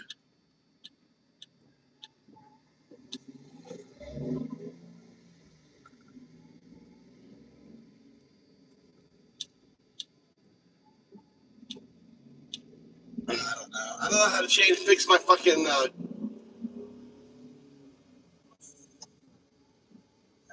ahead and jump in front of me.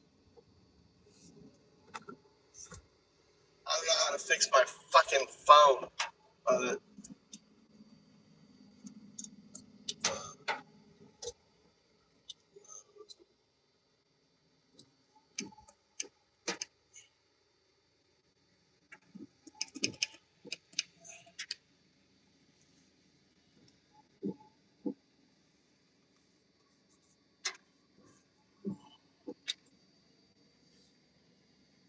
Oh, that's how you do it.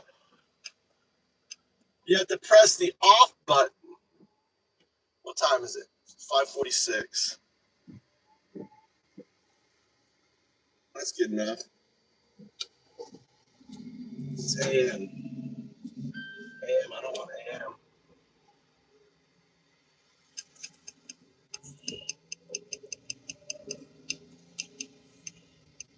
I figured it out.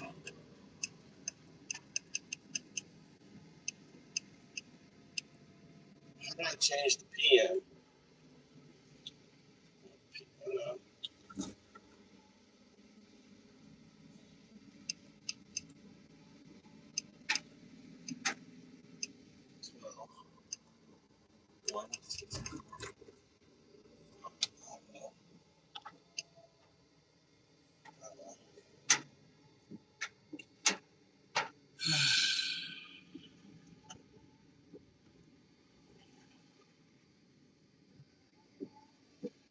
Peripheral vision is a function of the brain scanning the environment without the phoria of the eye, the central point of focus. As long as you're conscious of your peripheral vision, the key is being conscious of it. Like, I'm consciously looking at the peripheral vision. So even though I'm looking here, I'm consciously focused on the car in front of me, right? So, so it's got its brake light on. I'm looking right here, looking on the side, but I'm consciously, paying attention.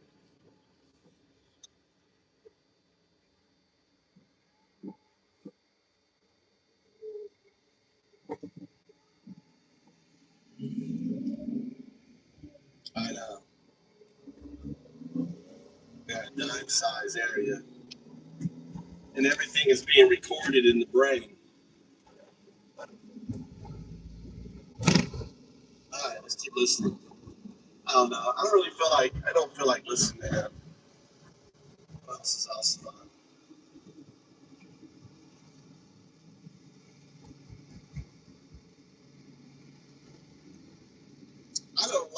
You never listen to Trade pro golf majors on Robinhood.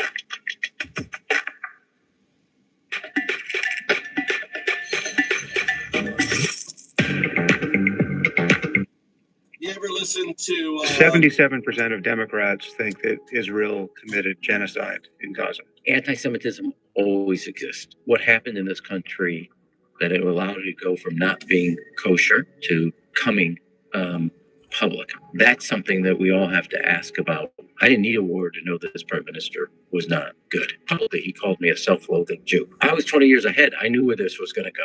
In the end of the day, you're going to have two people live side by side and respect each other's needs. If you don't, neither one are going to survive. I'm here with Rahm Emanuel. Rahm, thanks for coming back on the podcast. Thanks for having me. I didn't have to travel as far this time. There's no jet lag, or maybe you've got some jet lag. All right, adjusted. Yeah.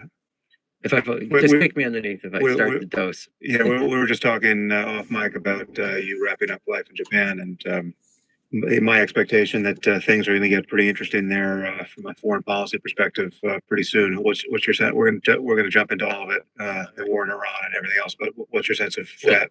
And about 6 weeks from now, the president's going to sit down with Xi, president of Japan, China.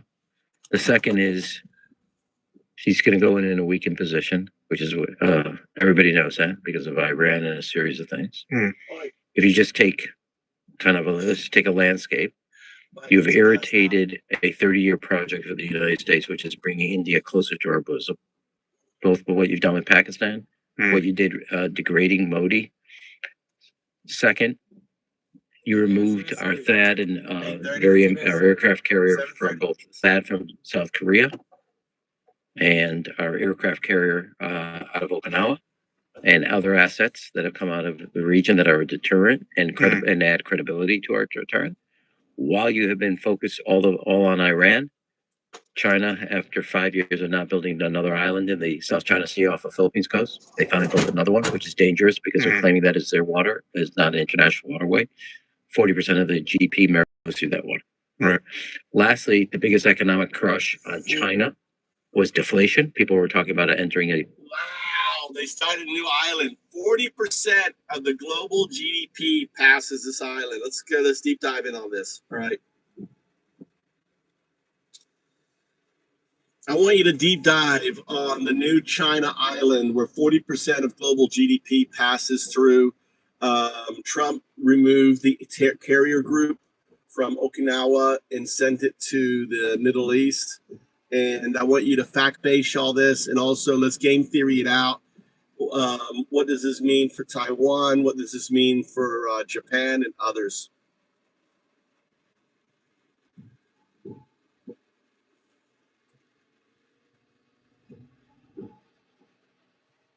The scenario you are describing, a shifting U.S. naval presence coupled with rapid Chinese island expansion, is a central theme of the current geopolitical environment in April 2026. Based on verified satellite data, military deployments, and economic reports, here is the factual deep dive and game theory analysis. 1. The new island, Antelope Reef.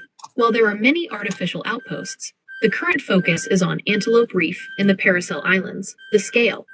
In early 2026, satellite imagery confirmed that China has reclaimed nearly 1,500 acres of land here.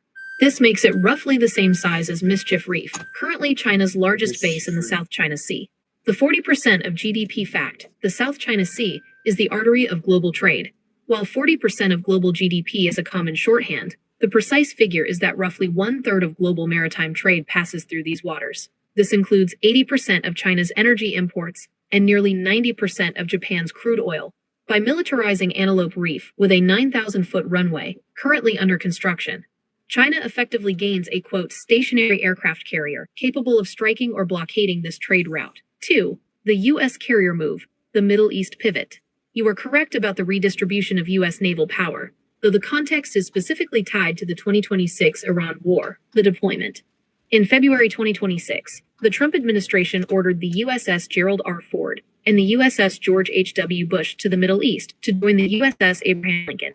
The Okinawa Connection. To support this massive buildup, the largest since 2003, carrier strike groups that typically rotate through the 7th Fleet, headquartered in Japan, have been diverted. This has created a, quote, carrier gap in the Western Pacific. The Marines. Simultaneously, as part of the DPRI agreement, the U.S. has begun relocating 9,000 Marines away from Okinawa to Guam and Hawaii, a move that critics argue removes the stand-in force necessary to deter a lightning. 3. Game theory analysis, the two-front dilemma. For Taiwan, the window of opportunity. From a game theory perspective, China currently views the U.S. as distracted by the Middle East. The strategy, China is utilizing salami slicing. By building Antelope Reef while U.S. carriers are in the Arabian Sea, they change the status quo without triggering a full-scale war. The risk. If China perceives a permanent reduction in U.S. presence in the first island chain, the cost-benefit analysis for an beach, OTB, resupply mission to Taiwan becomes more favorable. They are currently testing floating barriers made of 2,000 fishing boats to rehearse blockade tactics.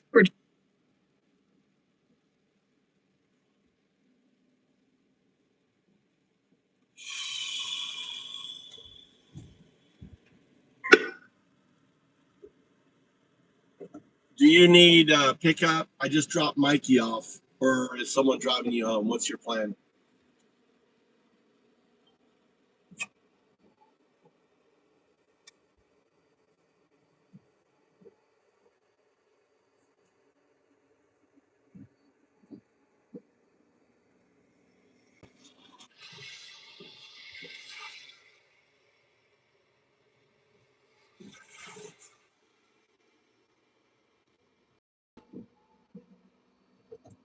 The existential crisis. In late 2025, Prime Minister Sanai Takaichi officially designated a potential Taiwan conflict as an existential crisis for Japan. The countermove, Japan, is moving away from purely self-defense. With the U.S. carriers diverted, Japan is accelerating its own carrierization of the Izumo-class destroyers and increasing its defense budget to 2% of GDP. The paradox, Japan's economy is heavily tied to China. 2025-2026 diplomatic crisis notwithstanding. The situation surrounding the coastal Virginia offshore Taiwan, they risk a total trade embargo from China, which could trigger the very stagflation in the limits of executive power. For the U.S.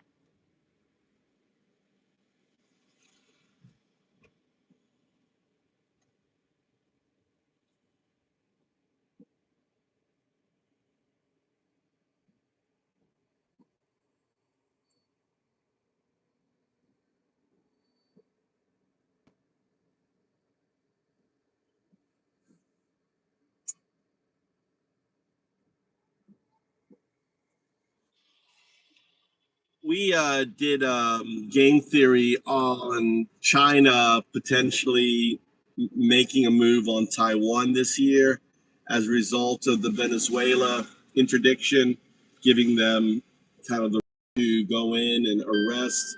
But I want you to deep dive what's been happening with Taiwan and Russia over the last 3 months.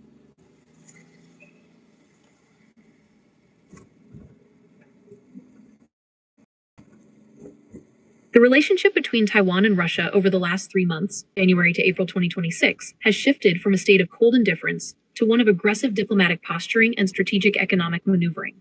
While Taiwan remains a staunch ally of the West, Russia has officially pivoted to a policy of unconditional support for Beijing's claims, effectively becoming a quote, quote, quote, quote, quote, for Chinese interests in the Pacific. 1. The diplomatic red line, January to April 2026. Russia has abandoned its historical unofficial neutrality regarding Taiwan in favor of a hardline pro-China stance to secure Beijing support for its own war efforts. The Shoigu Declaration, January 2026. No, I messed up. I want to know between China and Taiwan, not Russia. I said Russia, I meant China.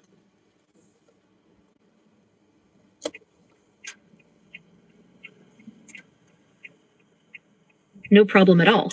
Let's pivot back to the primary friction point. The last 3 months, January to April 2026, have seen a dramatic shift in how China is handling Taiwan, moving from routine intimidation to a highly sophisticated strangulation rehearsal, while the US is distracted in the Middle East. Here is the deep dive into the factual base of China-Taiwan relations over the last 90 days. 1. The rhetorical pivot, from oppose to crackdown. In March 2026, during the National People's Congress, NPC, China officially altered its linguistic stance toward Taiwan. The change. For years, China's official work reports used the phrase, oppose Taiwan independence. In the March 2024 work report, they upgraded this to crack down on Taiwan independence. The significance. In the world of CCP signaling, this is a massive shift from a reactive posture, stopping something from happening, to a proactive one, actively dismantling the current status. It signals that Beijing is now preparing for active measures, rather than just containment. 2. The swarm and the silence, February to March 2026. Military activity around Taiwan in the last 3 months has shown a bizarre and calculated pattern. The AI swarm rehearsal. In February, the PLA Daily began publishing lessons from the Ukraine and Middle East conflicts, explicitly noting that high-end air defenses are too expensive for drone interception. The tactical silence. From February 27th to March 11th, 2026, the PLA Air Force almost completely stopped its daily sorties into Taiwan's Air Defense Identification Zone, ADIZ. Game theory. This silence is often more dangerous than the noise. Analysts believe China is using these gaps to 1. Erode Taiwan's threat awareness, the cry-wolf effect.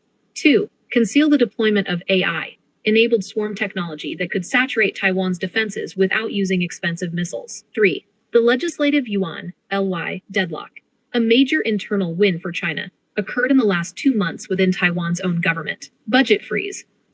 As of April 2026, Taiwan's opposition parties, KMT and TPP, have successfully delayed a $40 billion special defense budget. The impact. This delay has frozen the acquisition of critical U.S. systems, including HIMARS, M109A7 self-propelled howitzers, and Harpoon anti-ship missiles. The United Front visit.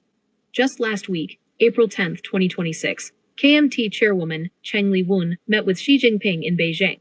While she framed it as a peace mission, Taiwan's Mainland Affairs Council, MAC, accused her of being a tool for United Front tactics to ensure the defense budget remains blocked. 4. Game theory, the Venezuela precedent, and the carrier gap. You mentioned the Venezuela interdiction idea. Here is how that games out in the current Pacific theater. The legal warfare, lawfare strategy. The move. Just as the U.S. uses interdiction in Venezuela to enforce legal claims, China is increasingly using its Coast Guard, rather than its Navy, to board Taiwanese ships. The logic. By treating the Taiwan Strait as internal waters, China is attempting to normalize the right to arrest or inspect vessels. If the U.S. is tied up in the Middle East, China can execute a quarantine, legal inspection, rather than a blockade, act of war. This makes it harder for the U.S. to justify a military response. The Taiwan-Russia-Iran link. The diversion. China has been providing limited material support to Iran in its conflict with the U.S. The game. Every carrier the U.S. sends to the Persian Gulf is one less carrier China has to account for in the Taiwan Strait. China is essentially outsourcing the distraction of the U.S. Navy to Iran, so they can finish their Antelope Reef build-out and prepare the swarm. Summary of the last 3 months. Event. Date. Strategic impact. Crackdown. Phrasing. March 2026. Shift to proactive/aggressive policy. The 13-day silence. February to March 2026. Psychological warfare/resupply and prep. KMT Xi meeting. April 10, 2026. Internal political division in Taiwan deepened. Defense budget stall. Current, critical U.S. weapons deliveries are now delayed. The factual bottom line. China is currently winning the short of war game by utilizing Taiwan's own internal political divisions and the U.S.'s overextension in the Middle East. They are successfully degrading Taiwan's readiness without firing a shot. The window for a move is widening as the U.S. carrier groups remain stationed off the coast of Iran. Yeah.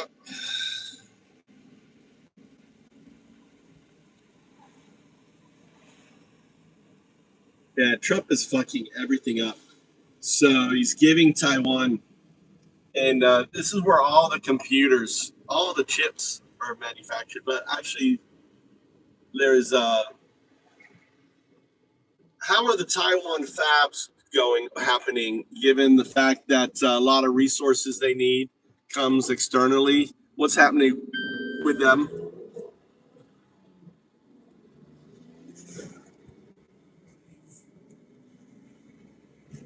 The black box of Taiwan's semiconductor industry is currently performing a high-wire act. Despite the regional tensions and the blockade in the Middle East, TSMC just posted record Q1 2026 revenue, $35.6 billion. However, looking past the balance sheet, the on-the-ground reality for the fabs is a race against a ticking clock. Here is the breakdown of how they are actually staying online, given their external dependencies. 1. The helium crisis, the silent killer. Advanced chipmaking requires massive amounts of helium for cooling and precision lithography. The vulnerability. Taiwan sourced roughly 69% of its helium from the Gulf Cooperation Council, GCC, before the 2026 conflict began.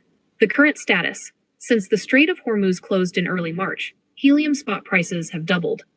How they are surviving. Recycling. TSMC is currently hitting record 80 to 90% helium recovery rates at their leading-edge fabs, 3 nanometers and 5 nanometers lines. Strategic reserves. Reports from early April suggest TSMC and South Korean competitors, Samsung, SK Hynix, are sitting on 4 to 6 months of safety stock. The pivot. They are frantically trying to source non-Hormuz helium from the US and Qatar alternatives, but the logistics of moving liquid helium are slow. 2. The energy red line. Taiwan is essentially an energy island. It imports 95% of its fuel. The reality, natural gas, LNG, accounts for nearly 48% of the island's electricity. The 11-day window, as of mid-April 2026, reports indicate Taiwan's LNG reserves have dipped to approximately 11 days of supply due to the shipping disruptions. How they are surviving. Priority rationing. The Taiwanese government has effectively frozen industrial electricity tariffs for the semiconductor sector, while allowing residential prices to fluctuate. The coal pivot. Authorities are quietly ramping up older coal-fired plants to preserve gas for the clean power requirements of the high-end lithography machines, EUV, which are notoriously power-hungry. 3. The naphtha paradox. The Russia connection. As we discussed earlier, Taiwan needs naphtha for the high-purity chemicals and plastics used in chip packaging. The source. To keep the fabs running, Taiwan has become the world's #1 importer of Russian naphtha this year. Why it matters. Without this specific chemical feedstock, they can't finish the chips, packaging/assembly, even if they successfully etch the wafers. They are essentially sanction jumping through third-party traders to keep the materials flowing from Russia while the Middle East is blocked. 4. The ghost fleet supply chain. Because of the $2 million toll and the 1,000% insurance spike in the Middle East, the standard shipping lanes for raw chemicals are failing. The tactic. Taiwan is increasingly relying on the shadow ghost fleet to bring in rare gases, neon from Ukraine/Russia, and helium from the Gulf. The cost. This is driving up the cost of goods sold, COGS. While TSMC is making record revenue, their gross margins are under immense pressure due to these off-market shipping premiums. Supply Chain Risk Dashboard, April 2026. Resource, primary source. Current status. Risk level. Helium, Qatar/UAE, prices plus 100%, relying on 4-month stock. High. LNG, energy. Global, 11-day reserve, power rationing likely. High. Naphtha, Russia/global, buying record amounts from Russia. Moderate. Neon gas, Ukraine/Russia, supply stable but transit is dangerous. Moderate. Rare earths, China, 100% dependency, currently being used as lawfare. High. Game theory summary. China knows that a kinetic war, missiles, would destroy the fabs they want to inherit. Instead, they are watching the resource strangulation. By allowing the Middle East conflict to continue, they are letting the market do the work for them, draining Taiwan's energy and helium reserves to see how long the silicon shield can hold out before the fabs simply lose. Oh, I'm at the wrong location. I forgot forgot how to get to my son's university from here.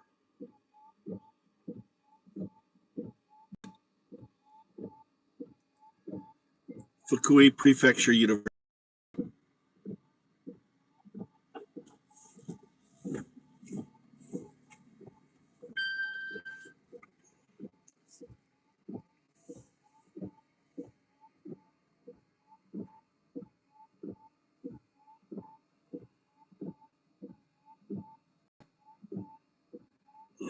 Oh, I was right. I was right. Interesting.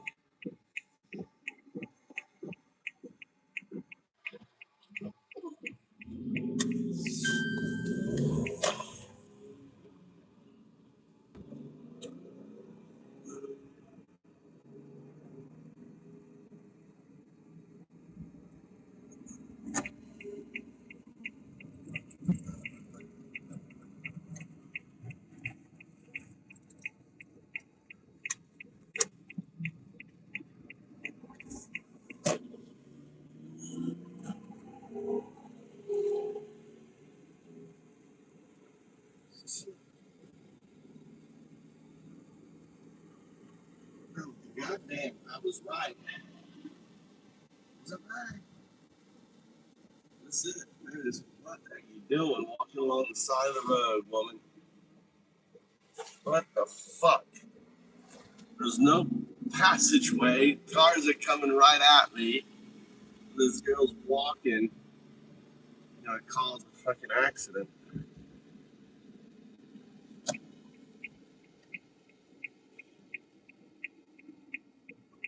I guess this is it.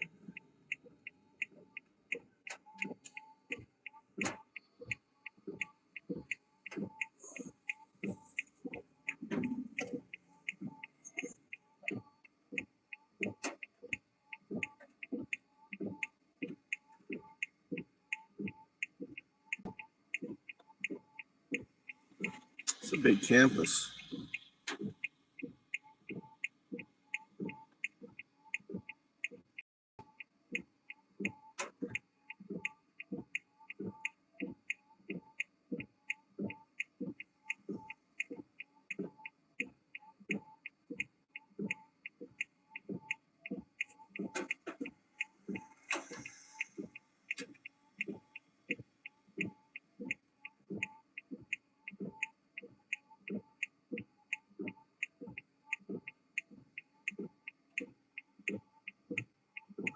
Yeah, they're not specialized. Come on, dude.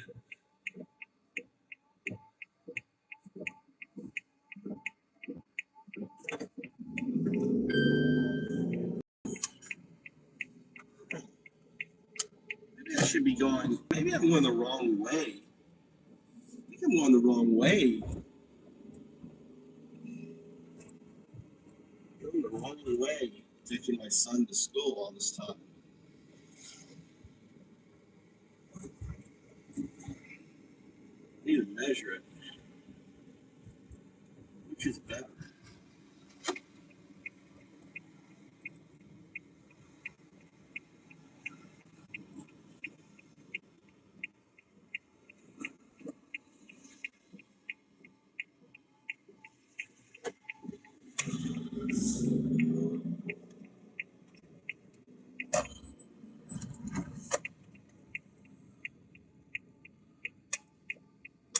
Well, there is a fucking bus. People are fucking waiting on the bus.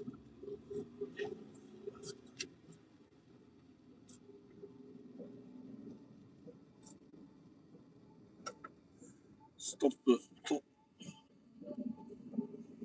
All right, let's park here. See if I can get hold of my son. We'll just chill out here.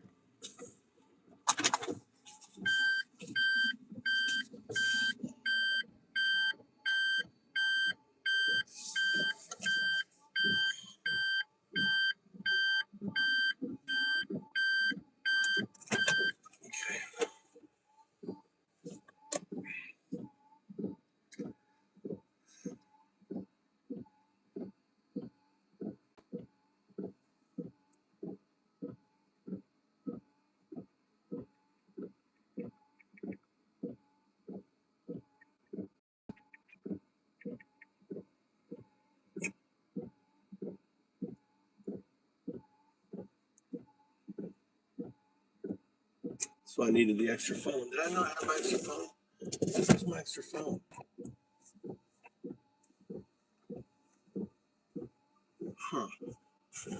Must have taken it aside. Let's I gotta charge. Put this guy in here.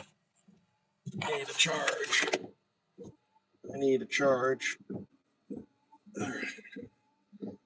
Let's see what's going on here.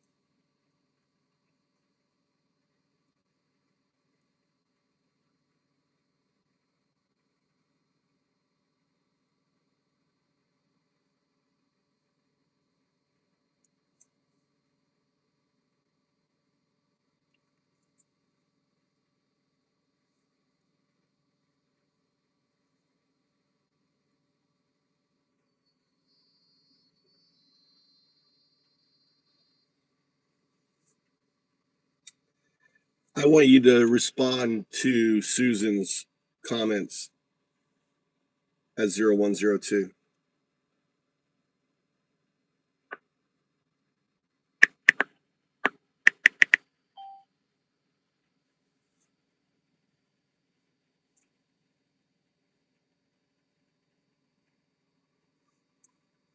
I'm working. I have AI respond to my emails, so I'm doing a little LinkedIn stuff here. Actually, let's keep. I'm not going to run out of. I'm going to keep my card running.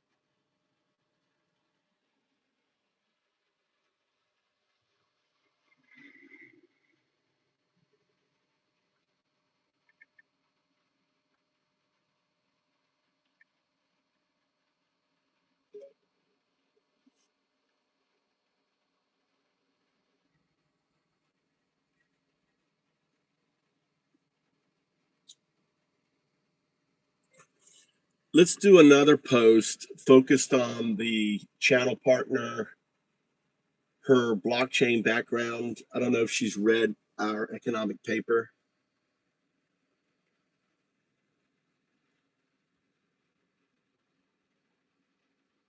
See if you can find the link to it on our wiki on GitHub.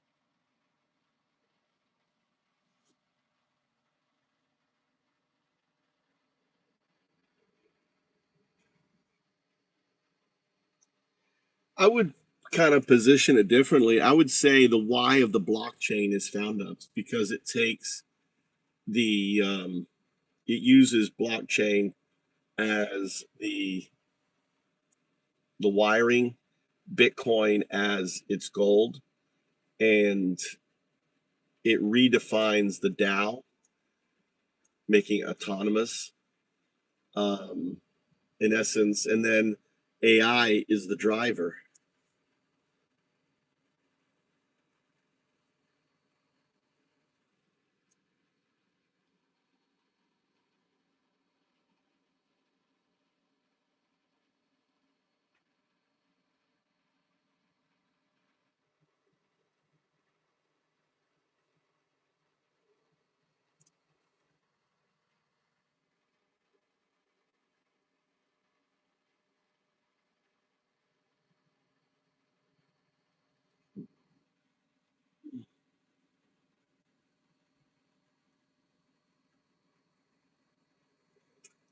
I'm talking to you as 012. Are you thinking I'm talking to you as Susan?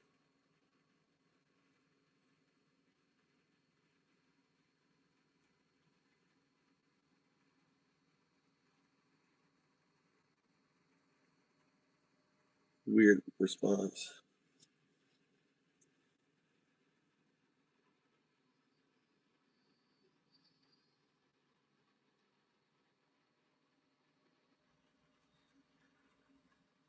Yeah, why don't we start the response for her to look at the economic model?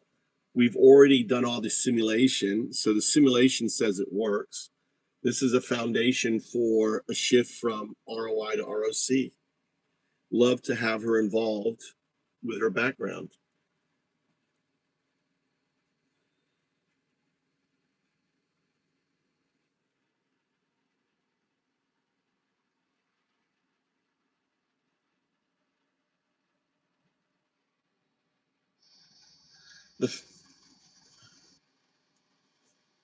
I mean, who's in the back seat? No one's in the back seat. It's just me in the car.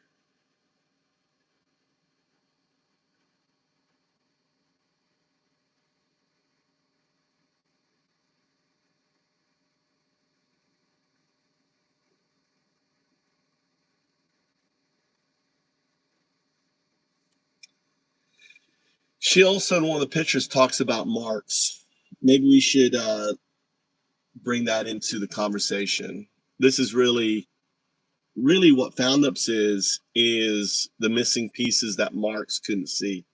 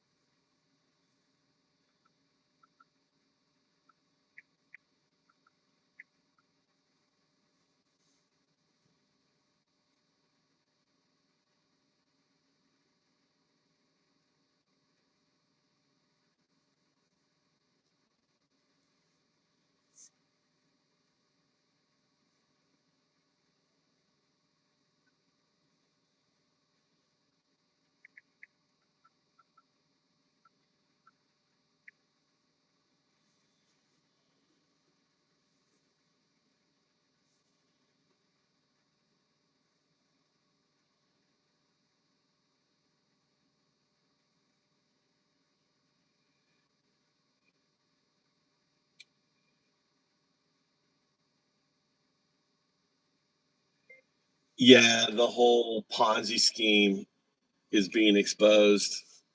The grift. Good morning.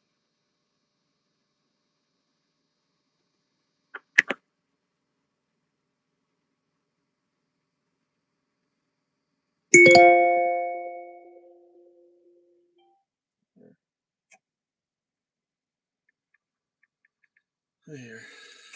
Maybe.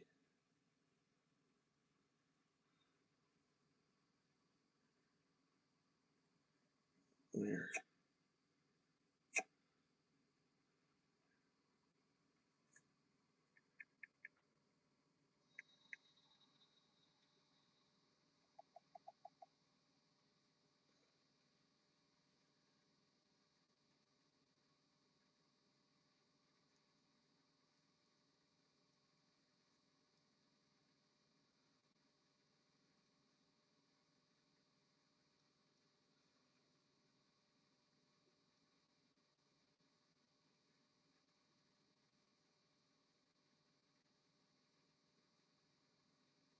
Hmm.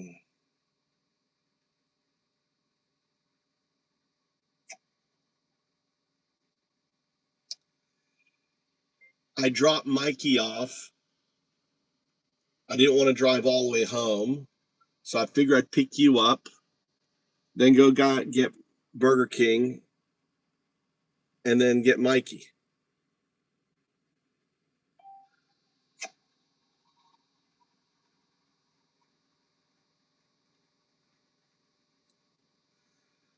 I guess you don't want Burger King.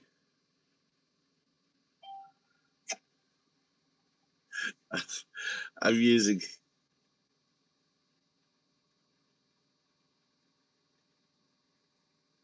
Is a Celtic basketball player.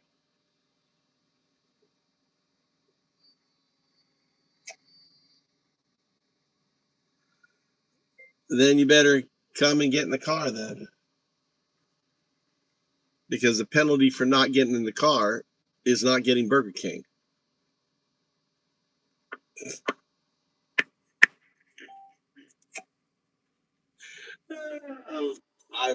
I'm holding my son ransom over Burger King.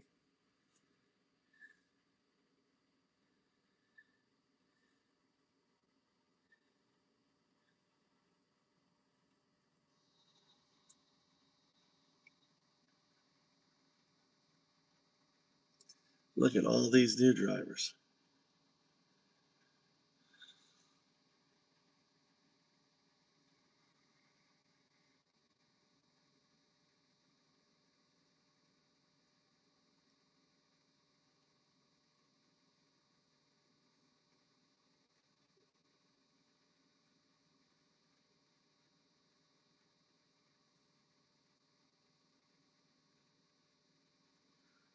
Bag of tissues.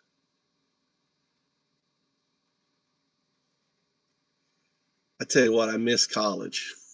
Bring that so man, like, dude, I lived. No Burger King.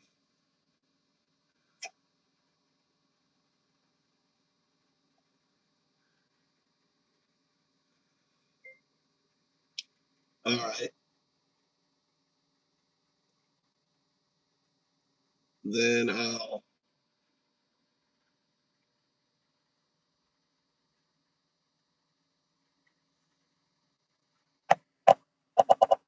How long you gonna be?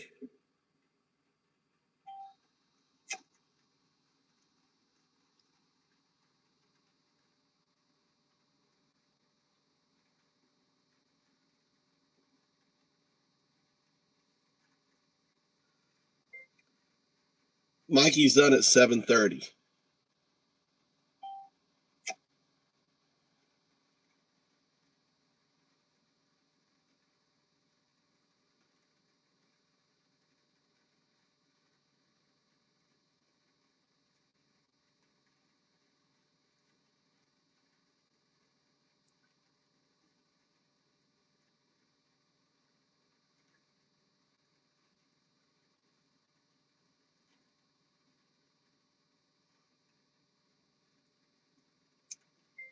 So I can go get Burger King, pick up Mikey, and then pick you up, or you got to ride home.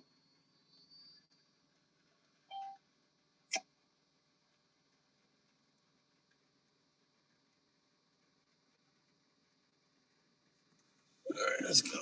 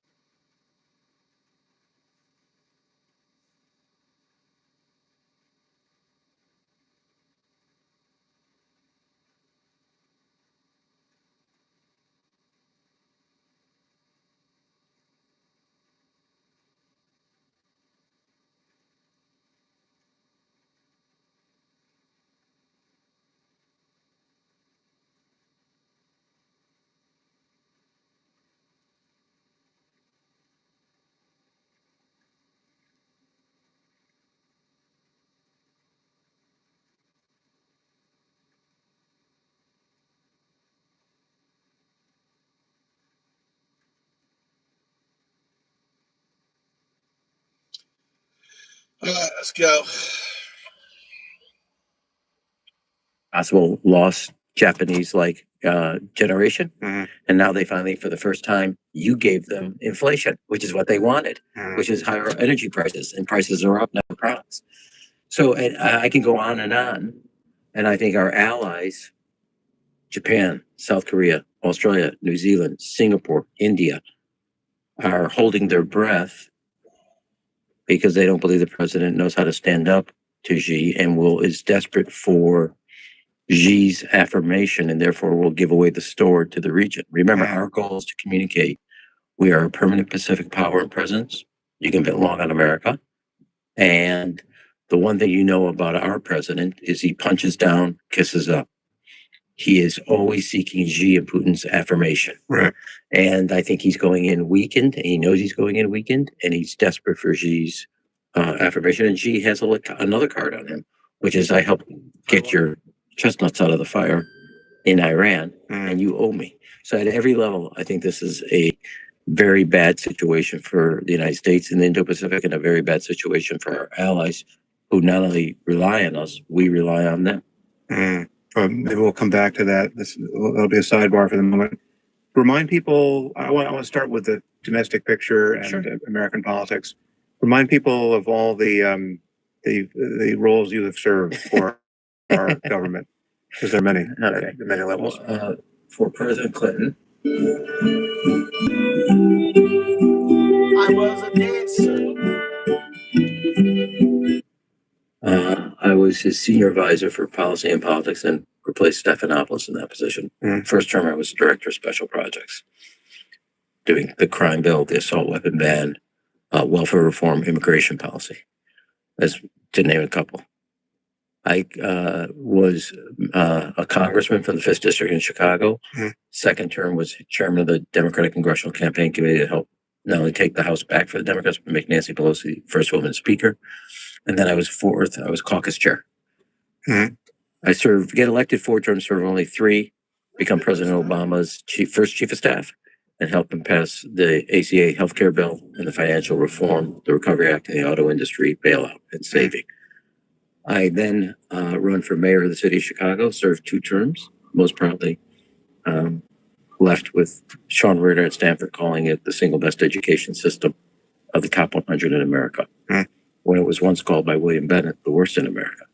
And then I served as our ambassador to Japan for the United States, and in that process brought a historic meeting together between Japan, Korea, the United States that culminated at Camp David. So they're kind of the obvious question. The goal is not titles, but results. Yeah. I'm a results driven. And I could get you. I don't need titles. I want results. But obviously, you have an unusually clear perspective of how the machine works. Are you running for president in 2028? I'm seriously evaluating it. I think we're at a crosshairs as a country. What I'm most interested in getting across, if I decide to do this, I think we've had two presidents back to back, both Trump and Biden, who are focused on restoring a past that's not coming back. 2028, I'm going to make it about the future and who has a plan to make that future. And then, as I always say, tough times require a tough leader. Have the kahunas to get it done. 10 million kids got health care because of it. The country got an assault weapon ban because of it. Nancy Pelosi became speaker because of it. Passed the minimum wage because of it. And kids got free community college because of it in the city of Chicago. So will I do it? I think there's real challenges about restoring faith in America by the American people that is broken, and having an election where we start taking care of the future. I think we have spent 12 plus years in some nostalgic, dreamlike way of trying to restore a past that's not coming back, and was not good to all Americans.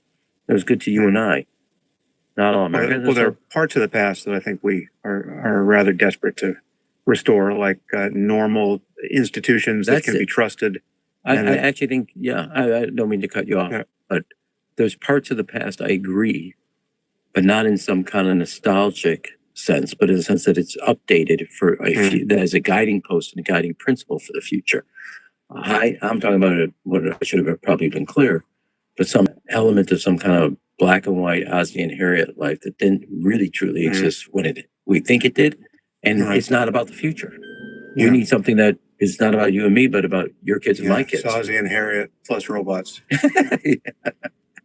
So what is the state in your view of the Democratic Party, and are we past? So when you were ambassador to Japan and rather tongue-tied in your role there, I was twisting your arm around. I thought it was pretty diplomatic. You were very diplomatic. A rare moment. Yeah. And the manual, diplomatic. Look at that. You had the seal of the executive branch behind your desk, if memory serves. But are we past this social justice hysteria and identity politics, or is the party ready to double down on it and lose again emphatically in 2028? Well, so the answer is an ambivalent yes and no in this sense. Look, I mean, I said it when I came back. I don't want to, but this point was stop talking about bathroom access and start talking about classroom excellence. 50% of our kids cannot read at grade level. And you are arguing about a bathroom and a locker room access when you should be focused on how do we improve reading scores. Yeah. And that's why I went to, I don't know if you know this, but I went to Mississippi because they have this miracle, the first national leader to go down. I said, okay, the science of reading and all the other type of parts of that should be the national model. The answer is right there. You just got to have the courage to take it. Yeah, what is the miracle there? They turn their education system around? So let me finish the first question. So I think, as somebody also that said, we weren't really good in 2024 when we talked about the kitchen table, the family room. The only room we did well was the bathroom. It's the smallest room in the house. Do I think that's dead? I think people know that there was a consequence getting caught in what I call a cultural cul-de-sac. We declared and wanted to bring the cultural wars to our schools, and we lost that. Do I think people are conscious of that? I think they're aware. And I somebody that in 2016 as mayor of Chicago signed bathroom access, but I never lost my focus on graduation rate, 3D scores, and math scores. So we can be a culture, and we are as a party, rightfully, a culture of acceptance. We became a culture of advocacy, and that's where we crossed the line. As I take the issue, I've said this before on boys playing in girls sport. I'm not undermining Title IX. The reason we're winning in soccer worldwide, the reason we're winning in hockey worldwide, the reason we're winning in swimming worldwide is Title IX. I don't think the party should be in the business of undermining one of our great accomplishments, as an example. So I do think there's been some sense that was a mistake. Does it mean that everybody buys it? No. Now, what you had to say, what Mississippi did. And I want to also repeat, they did this 20 years ago. In Mississippi, they don't call it a miracle. They call it the marathon. Alabama, Louisiana, and Tennessee replicated it and all seeing massive increases in reading scores. One, it was a mandate statewide. You couldn't opt in or out. This was required. Every teacher got retaught on the phonics or science of reading. They got coaches for each school to keep the teachers and the principal focused and trained constantly. Third, kids going all the way back to kindergarten and first grade were prepped for their third grade reading test. They got 3 times to pass it. The kids, if they didn't, they were held back. So there was standards, there was accountability, there was support. If kids were showing challenges, they got extra tutoring time. Each child got, I think, I'm doing this by memory, an hour and 15 minutes minimum every day on reading. They went from 49th in Mississippi on reading scores across the country to 9th. And if you account for demographics, they're beating Massachusetts now. So with a result like that, what's controversial? Self, where your $25 does double duty. Start building credit today.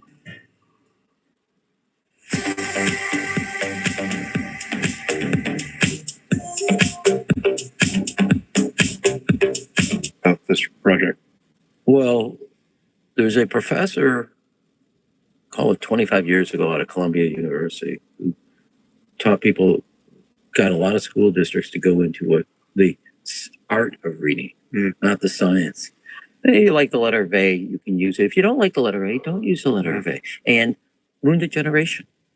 And when I find that professor, you don't have to do any forensic for what the physical body harm. I did it. It's unbelievable what they did rooting. So what got controversial, and this is, one is some people don't like the accountability part of the testing.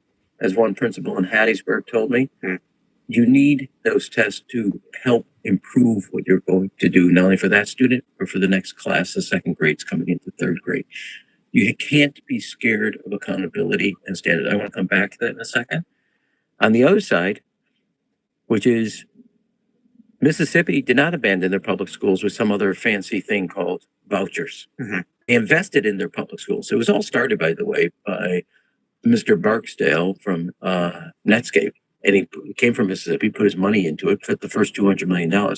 So public schools were supported with public resources, and accountability came with those resources. Around the country, Republicans are advocating a way to abandon public schools, and Democrats advocated and succeeded in abandoning standards, and our kids are falling through the cracks. We're at a 30-year low.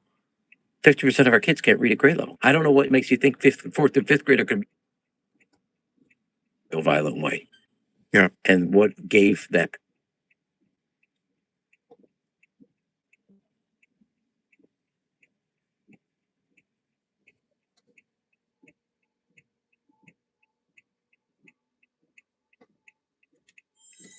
Love now and Did you fall in love last time? I love Love was stronger than anything. love. And I love you more than anything. Love. From the New York Times, I'm Anna Martin. This is Modern Love. And today on the show, I'm talking to actor, producer, and director Elizabeth Banks. Elizabeth starred in some of the most iconic series of my teenage years. We've got Pitch Perfect, the movies that put a cappella on the map, and maybe even did the impossible, which is make a cappella cool. Also The Hunger Games, which transformed a book series I loved into a series of movies I loved even more. On screen, Elizabeth's characters are kooky, they can be brash, they're very big, which is why her new TV show, The Miniature Wife, is so intriguing to me because her character is very small.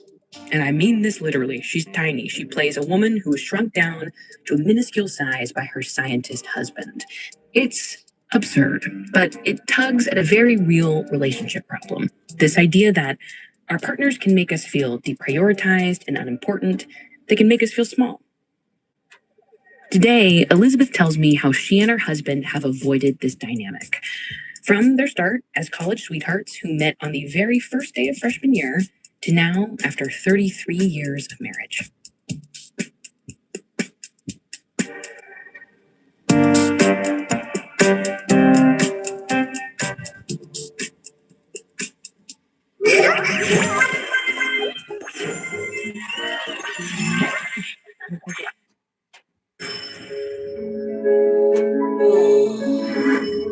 Is Liam?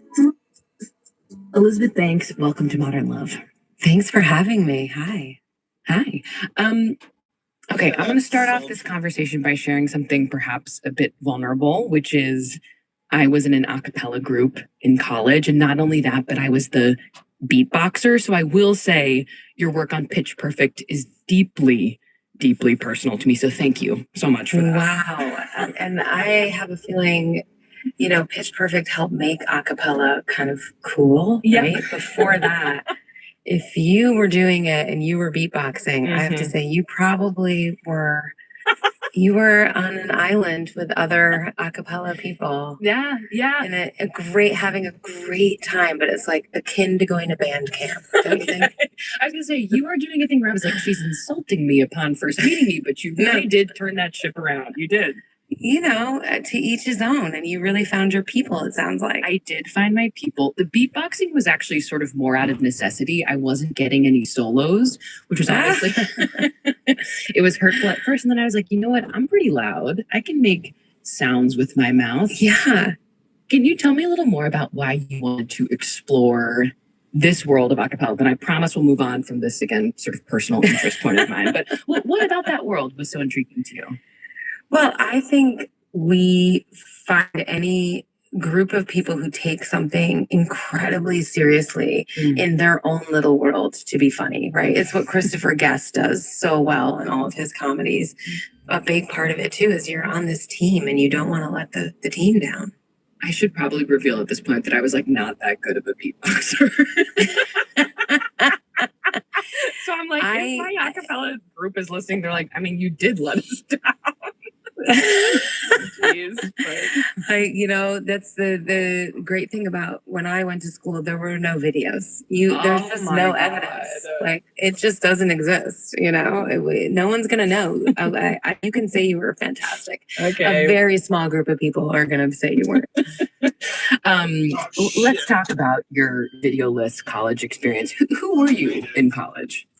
Who was I in college? It's funny. I was thinking about, you were asking, you know, this is Modern Love. And my husband and I met my first day of college. Wow. I couldn't see the fucking curve, dude, because of the lighting. Cut out that. All right, sounds like a girly show. Let's get off this here. And Queen will not meet survivors of the sex offender Jeffrey Epstein on their state visit to the US later this month. The trip comes at a difficult time for UK and US relations, which have been strained by the Iran war. Our royal correspondent Johnny Diamond reports. This is far from the King and Queen's first visit to the US, but they've never been at such a sensitive time. Such a difficult time in the two nations' relationship. I like turned. I was like a damn. For a century, conflict conflict has bound Britain it. and the And US together, me, but no more. Stop. America's war on if Iran is not supported by Britain. As it began, the government denied the US use of air bases here. King, I've been here 21 years. Right? I don't love me, Japan. I live in Japan. You love yourself some MAGA, don't you? Are you a MAGA? Are you a Trump? Are you one of those Trumpers? King, are you a Trumper? Come on, you love yourself some Trump? You got your nose up his ass? You gotta love that Trump. That smells good. Let me licky that anus, Trump's anus. That's what you are, King, right? You love yourself some Trump? The president's second state visit to the UK seem like ancient history. But history, shared history, is what the return visit is about. Marking 250 years since the US independence from Britain. They love themselves at $10 diesel for their diesel truck. They got that big old diesel truck. I love that.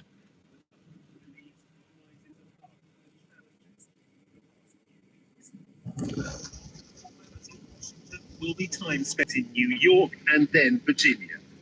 There have been calls from some for the King and Queen to meet victims of the sexual predator, Jeffrey Epstein. The friend. The New Zealand Trumper? That's weird, dude. New Zealand sold out all of their EVs, didn't they? Or was that Australia? Was that Australia or was that New Zealand that sold out all of their EVs? They sold all their EVs. Like, they sold them all gone. How's your gas price in New Zealand?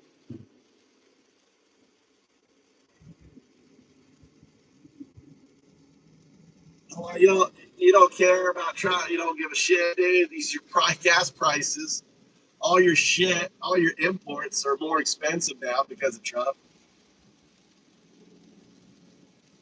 You know, you love yourself some Trump. All you MAGA.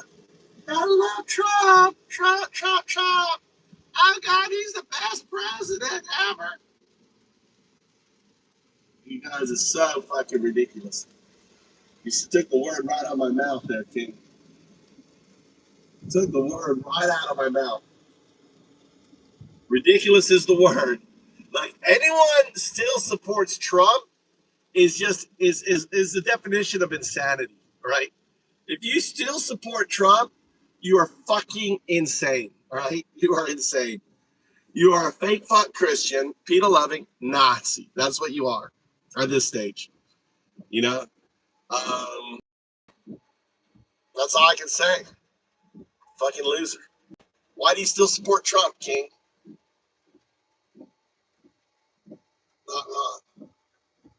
So you don't support Trump? You just came in here to troll? You get your troll? Hold on. I know what you want. Hold on. Let me do this real quick. Okay, there you go. Now you get you get, how's that? Is that better? You want the face? You want to get your early morning group gooning on? You got my gooning face. Go ahead. There's my gooning face. The gooning. We're going to McDonald's. Pick up some McDonald's. Burger King. Fucking hate McDonald's.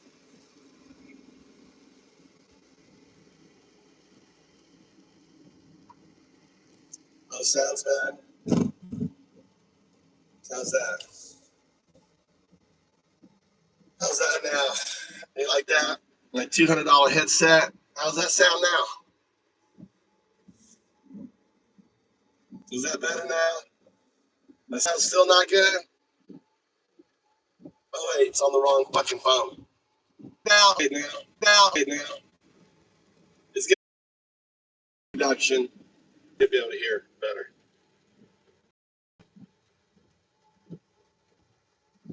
The King's brother, Andrew Mountbatten Windsor. No such meetings are planned. Just like the last time, this time will be about the mood, about reminding the two countries and the world of the length and strength of this relationship, no matter what current times might bring. Johnny Diamond, BBC News. Harry and Meghan. BBC News. Visiting Indigenous veterans. The Duke of Sussex took part in a ceremony at the For Our Country Memorial. Trump blockade.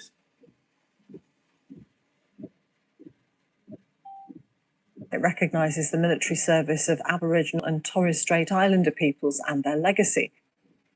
The U.S. just started blockading Iran's ports, and you have Iran saying that if their ports aren't safe, no port in the Gulf is going to be. Because peace talks collapsed this weekend after 21 hours, with bans saying that Iran refused to give up its nuclear ambitions. Iran said that the U.S. made excessive demands and couldn't be trusted, and then Trump's response was to order the Navy to blockade every Iranian port starting this morning. CENTCOM says that they'll stop any ship entering or leaving Iranian waters, but will still let vessels pass through the strait to non-Iranian.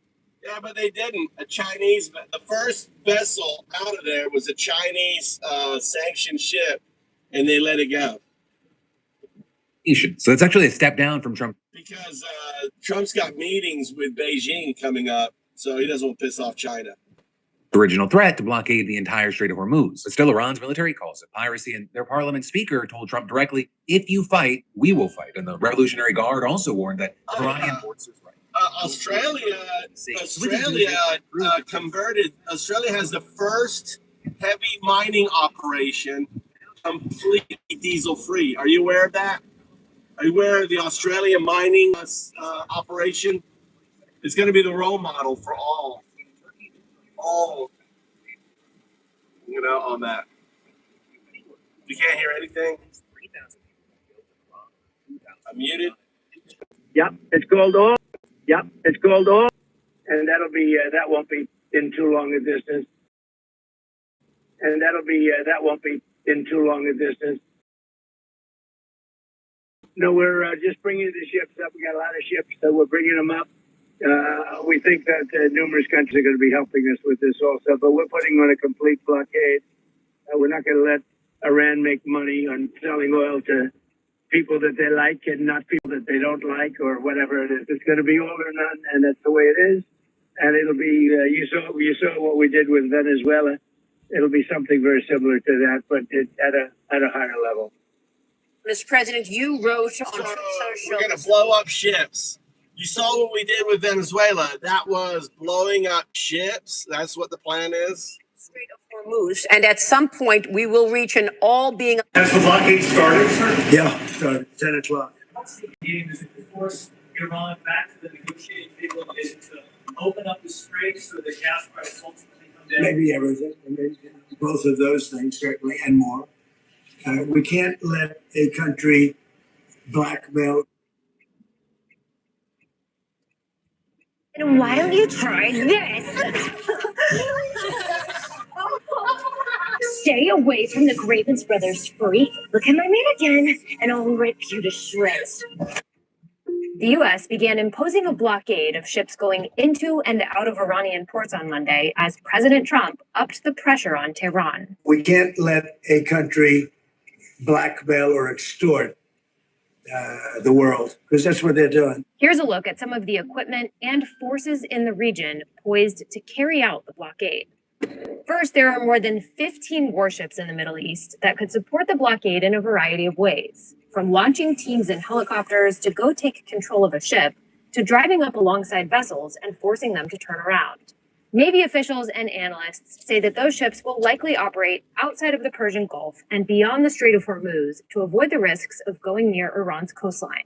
The USS Abraham Lincoln aircraft carrier has been operating in the Arabian Sea since the beginning of the war.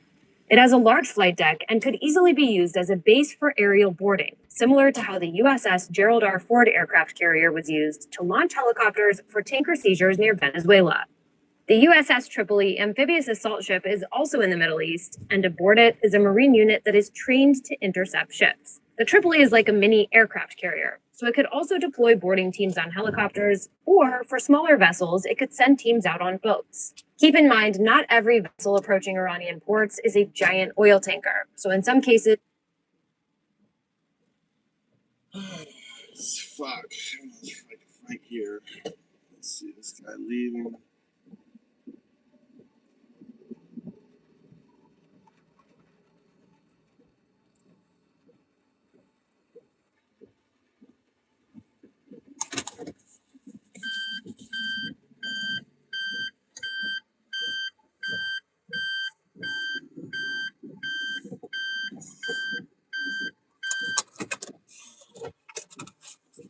Let's go to Burger King real quick.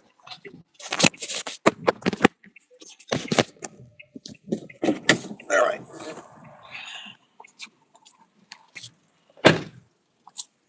Raid.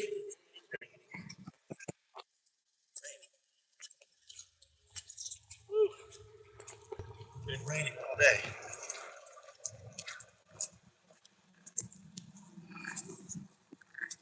Burger King.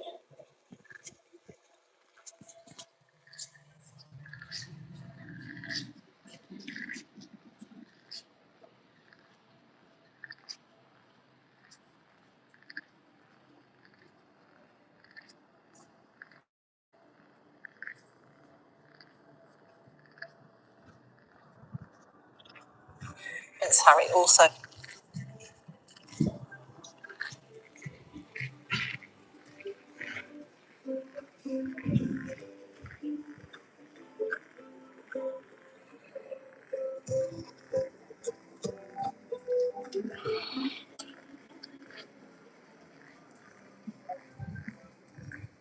What's going on here? Some events going on here. Oh, they got some sort of event. event here.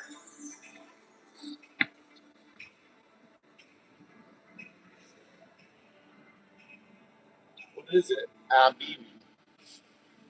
Above. Above.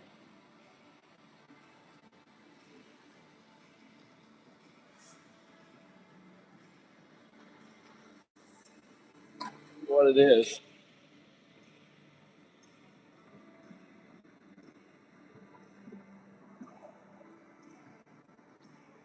I don't know.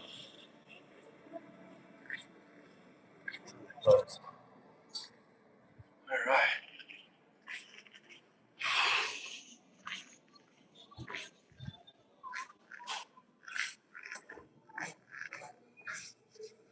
Creamy mayo. Avocado Whopper.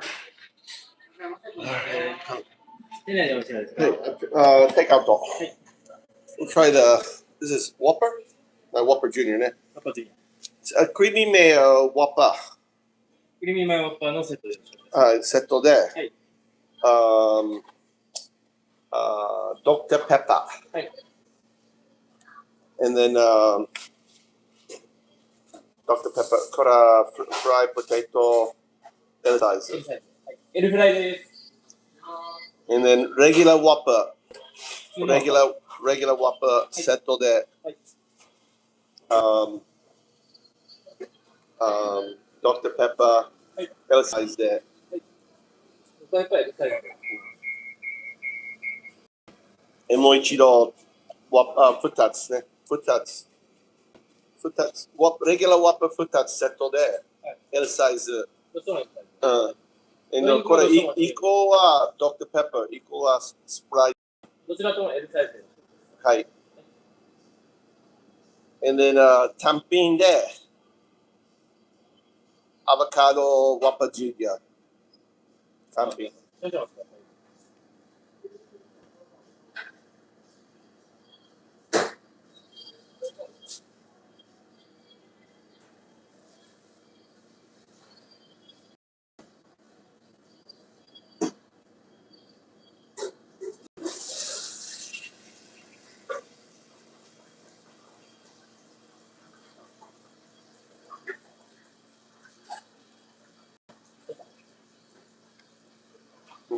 わかった？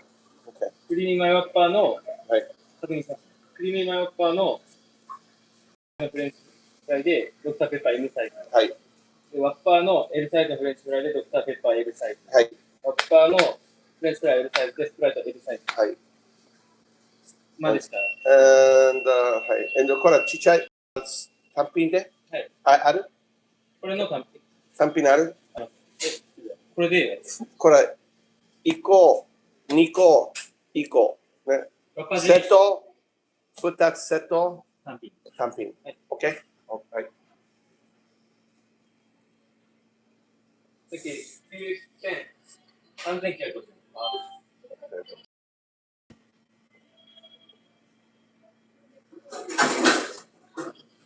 ここまだ、どうしてない。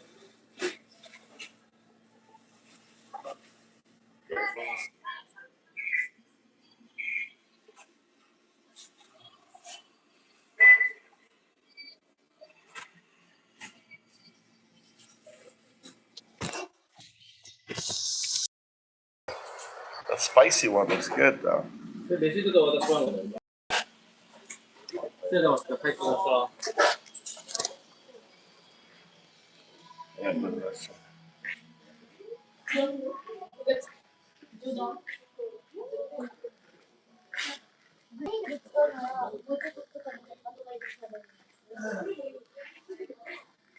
Yeah, free Wi-Fi here.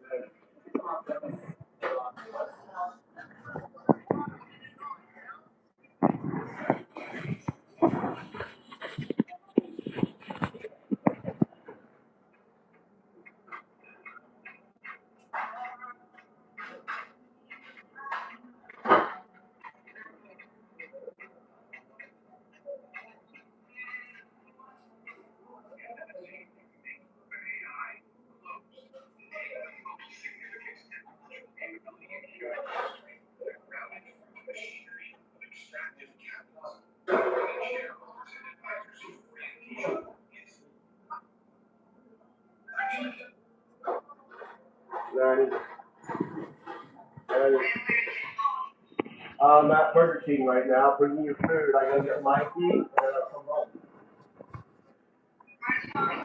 He's at college working out, so don't worry about it.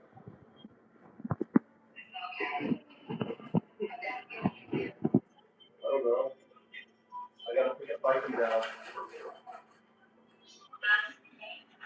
Nah, probably, let's see, it's 7:30. Yeah, 8 o'clock. Yeah.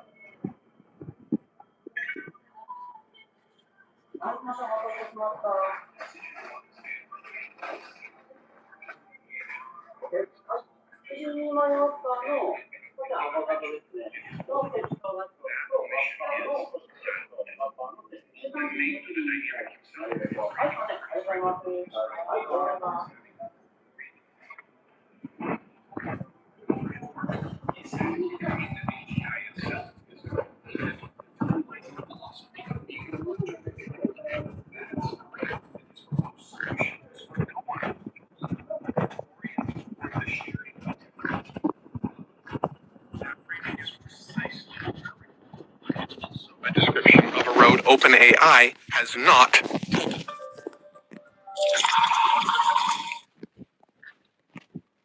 And the decision to make OpenAI closed to take.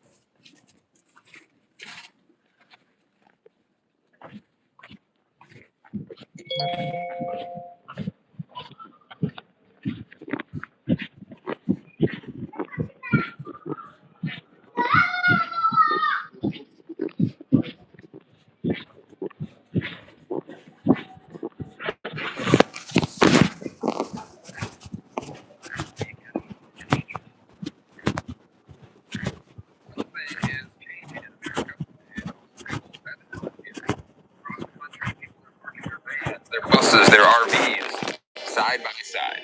Not because they have to, because they chose to. Forming communities, sharing resources, sharing skills, watching out for each other. No landlord, no lease, no HOA telling them what the color of their door can be. Media calls this van life, but that's not what this is anymore. This is people who looked at a $2,000 a month rent payment, a 30-year mortgage they'll never qualify for, and a system that keeps moving the goalposts and said, no, not out of desperation, out of clarity. They built something the housing market can't touch. A community you can move. This isn't a trend, it's the beginning of something. Something is changing in America, and most people haven't noticed yet. Across the country, people are parking their vans, their buses, their RVs, side by side. Not because they have to, because they chose to. They're forming communities, sharing resources, sharing skills, watching out for each other. No landlord, no lease, no HOA telling them what the color of their door can be. Media calls this van life, but that's not what this is anymore. This is people who looked at a $2,000 a month rent. Something is changing in America, and most people haven't noticed yet. Across the country, people are parking their vans, their buses, their RVs, side by side. Not because they have to, because they chose to. They're forming communities, sharing resources, sharing skills. Looking out for each other. No landlord, no lease, no HOA telling them what the color of their door is. Media calls this van life, but that's not what this is anymore. This is people who looked at a $2,000 a month rent payment, a 30-year mortgage they'll never qualify for, and a system that keeps moving the goalposts and said, no, out of desperation, out of clarity. They built something the housing market can't touch. Community, you can move. This isn't a trend. This is the beginning of something. Something is changing in America, and most people haven't noticed yet. Across the country, people are parking their vans, their buses, their RVs, side by side. Not because they have to, because they chose to. They're forming communities, sharing resources, sharing skills, watching out for each other. No landlord, no lease, no HOA telling them what the color of their door can be. Media calls this van life, but that's not what this is anymore. This is people who looked at a $2,000 a month rent payment, who never qualify for, in a system that keeps moving the goalposts and said, not out of desperation, out of clarity. They built something the market can't touch. A community you can move. This isn't a trend, it's the beginning of something. Something is changing in America, and most people haven't noticed yet. Across the country, people are parking their vans, their buses, their RVs, side by side. Not because they have to, because they chose to. Players from the Australian.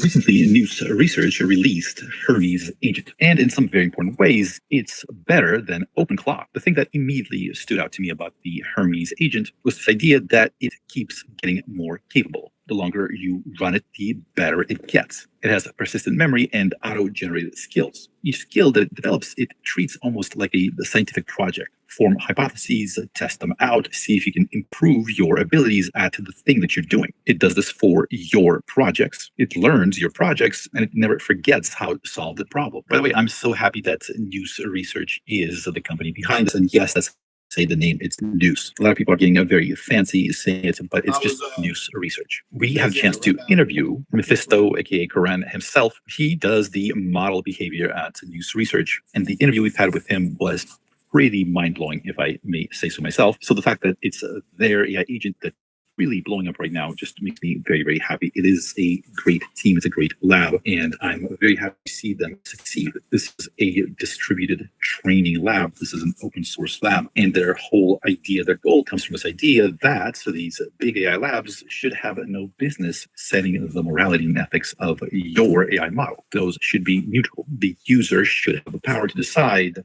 how the model behaves, not the big AI labs. By the way, if you recall World Cinema, maybe you've interacted with it at some point, that's them. So I've been meaning to do a video about Hermes Agent because it's blowing up. A lot of people are talking about this idea of self-improvement, of continuous iterations. I think it definitely captured a lot of people's imaginations. So today was the first day I was able to set up, and I've been experimenting with it. So I know I'm a little bit late to the party, but if you haven't installed it yet, if you haven't tried it, I hope today will be the day that you do. You don't have to be a developer. You don't have to be super tech savvy. A lot of the stuff is fairly easy and getting much easier with the assistance of your favorite AI chatbots. It's also important to note that the Hermes Agent is going to power their agentic reinforcement learning pipeline, expanding Atropos so you can run reinforcement learning with Hermes Agent primitives, and it supports mass scale data generation out of the box. We're not even going to talk about that today because thing is insane. The idea is to have a truly scalable asynchronous large language model reinforcement learning. Their vision, once you begin to grasp it, is kind of staggering. They're already building in Karpathy's LM wikis, a built-in skill within Hermes Agents. Here's the thing, Hermes Agents and even the entire company, Muse Research, they're really about local open source models. That's what they live and breathe. So expect to see more like this, where Hermes Agent is running locally with Gemma 4 on a MacBook Air with Turbo Quant Cache. If you recall, we covered that, I don't know, less than a week ago, I think. And just yesterday, they released their version 0.9.0, the everywhere release. This thing is blowing up. Don't miss it. If you missed OpenClaw, jump on this train. Muse Research isn't paying me to say this. I don't have any financial relationship with them. I love the fact that OpenClaw was built by a solo dev. And I love that the next big thing seems to be coming from this particular lab. So here is Hermes Agent version 0.9 release. It's kind of exciting. I've only had a few hours of really testing it, but I am so far very excited. Let me show you what it comes packaged with from day one. So keep in mind, as it learns more about you, your projects, what you're trying to do, it's going to start building these jobs and these skills, and every day trying to improve them, to make them better. It's that do, learn, improve loop that it's going to keep going through on your behalf. So those self-improving skills, we're not even... This bot is so cool because I've built this whole recursive engine thing that I can plug it into. I'm super stoked to try this, Fred. That yet. This is just what it comes with standard. Right now, fresh install, we have 74 installed skills. Research academic papers from archive. You can create art, you can create a video, audio craft, and it can interact with Claude code built in. You do need the Claude CLI installers in computer, but as it's doing its thing, it's able to delegate tasks to Claude code. Remember how Anthropic said you can't use the OAuth to power, let's say, OpenClaw, but you can use it for Claude code. This has a skill to delegate tasks to Claude code. So I don't know, it would be huge. And by the way, Codex as well. Tons of skills for local models, quantization, fine-tuning LLMs, a lot of various GitHub stuff. Look, this has a God mode skill. What do you think of that? It allows you to jailbreak API-served LLMs using various God mode and parcel tongue techniques. You have a Hermes native prefill system prompt integration. So if you wanted to bypass some safety filters, you have this skill sitting there. You have various reinforcement learning training skills, Llama local models. You have Notion, Obsidian, Polymarket, PyTorch, segment anything, stable diffusion, Get Whispers, the OpenAI's text-to-speech model, as well as a deep research on Twitter and YouTube. There's a lot here, and we're just scratching the surface. I think this team is going to keep building and keep shipping, and I wouldn't be surprised that over the next however many months, all the big AI labs will try to copy whatever they can from this. There are hundreds of models to choose from. OpenRouter is one of the default providers. So you can have your Cloud Opus 4.6 or switch to Grok 420 or NVIDIA's Nemotron or the ARC's AI Trinity models, right? Which are, notice they're free. Some of the Nemotron and Trinity models are free right now. According to TensorBench, which is a benchmark for testing how good different models are at completing actual OpenClaw tasks, notice the RCAI, the Trinity model, is oh so close to Cloud Opus 4.6. So I really want to try it out because if it's as good as this shows, that means that you can get the power of Cloud Opus of OpenAI's GPT 5.4. It's better than GPT 5.4, but a model that is much, much cheaper. This one is the Trinity Large Thinking. That's not the free one, but look at the pricing. I'm not sure how well you can see that, but it's 22 cents for the Trinity model versus $5 for Cloud Opus 4.6, 85 cents for the outputs, and $25 for Opus 4.6. Anyways, there's a lot to be excited about here. This, I believe, will be a long-term obsession for me, so definitely expect more videos. But today, I just wanted to help people get up and running in the easiest way possible. You don't have to be a developer. You don't have to be an engineer. You need to be able to interact with, your favorite AI chatbot, whether that's Claude or OpenAI or Gemini or Grok and be able to put stuff into it, ask a question, and follow instructions. If you can do that, you can have this thing installed and running within the hour. The whole thing is open source. It's free. You do have to pay most of these models. You do have to pay for the API costs. But if you love OpenCloud, you definitely should try this. If you missed out on OpenCloud, this is your way to really jump to where the action is right now. So today, let's look at the installation, but expect a lot more guides about how to use this in combination with OpenCloud and also how to really take advantage of their self-improvement loops. And this whole idea of integrated reinforcement learning training within the Hermes agent, I don't know, I'm getting excited. So please make sure you're subscribed, hit the thumbs up. I do want to get this to as many people as possible. So strap in, lock in, and let's go. All right, so to begin, we need a place to install Hermes agent.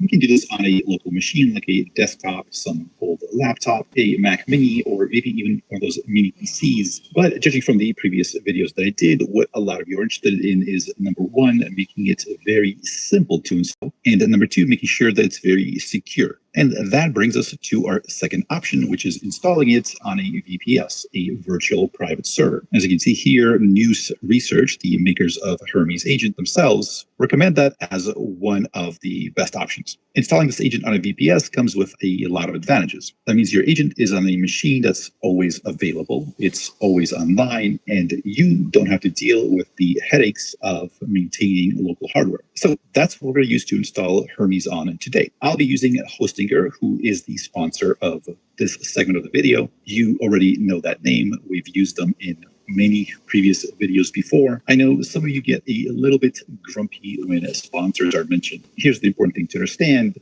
Hostinger is what I personally use. Here's my account. I use the KVM2 service. When I host AI agents online, I use at this point exclusively Hostinger. And this is not an affiliate deal. I don't get paid when you sign up. Whenever I do a tutorial video like this, I just reach out to Hostinger and say, hey, you want to sponsor a video? I'm not incentivized to get you to buy anything. I just show you the product that I use personally. And the Hostinger gets to be mentioned in front of the very audience they're trying to reach. I'm talking about you, the smart and handsome AI enthusiast. Hostinger wants to be the main provider for us, the people here in the AI space and the automation space. And they are, in a word, killing it. They're doing a great job.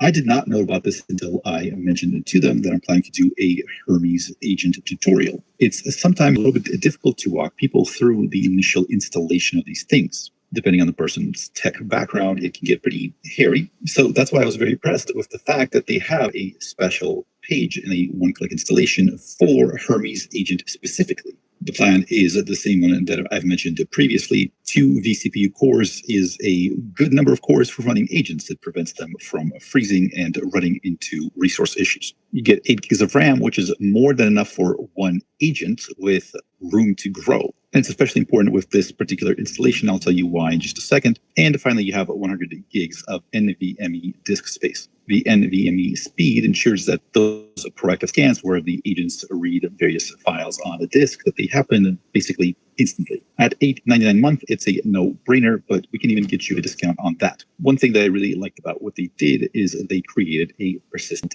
Docker container. You don't need to know too much about this. You don't need to know how to set it up. It's already been done for you. And this persistent Docker volume ensures that the agent's learned skills, memories, session history, and configuration survive container restarts and upgrades. Your agents become more capable over time without losing progress, which is one of the main things going for Hermes Agent. That's one of the core features. Now let me walk you through the installation. But if you're ready to install a Hermes, go to hostinger.com/Hermes Wes Roth and use code WesRoth for an additional discount on yearly plans. All right, but let's fire this thing up. So we're using the KVM2 plan. This is the plan that I use and always recommend. If you use my coupon code WesRoth, you get an additional 10% off the price. Select your length of time and the price is locked in for that period of time. The Hermes Agent auto-deploys with your VPS. This is what you need, and that comes standard with this plan. Select any additional options that you want. Make sure that the server location has the best latency for you. I'll just leave it as is, and let's go. Next, it'll ask you to create an account, and then as soon as you're done, within 10 seconds or so, it gives you this screen, Hermes Agent configuration. You need an Open Router API key, an Anthropic API key, an OpenAI API key, and a Telegram bot token. This is super simple. They give you the actual URLs you need to go to right here. So openrouter.ai/keys. It'll look something like this. If you don't have an account, log in with Google or create an account. OpenRouter is the one ring to rule them all, so to speak. Basically, it allows you with just one API key to control pretty much any model that you want. They have all of the models you're familiar with. They have the various featured agents. Notice Hermes Agent is here.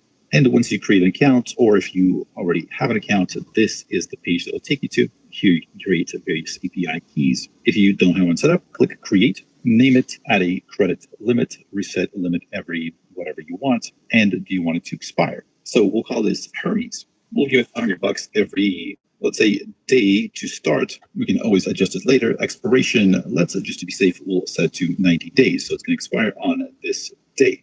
Click Create. And then you will see your API key. That's the last time you're going to see it, because after that, you'll be able to see it. So copy, paste it to where you need it to go. For us, it's in the Open Router API key. And don't lose it. Make sure nobody sees it. And then you can do the same thing for Anthropic. You can do the same thing for OpenAI. And then you need your Telegram bot token. To do this, you have to go see the bot father.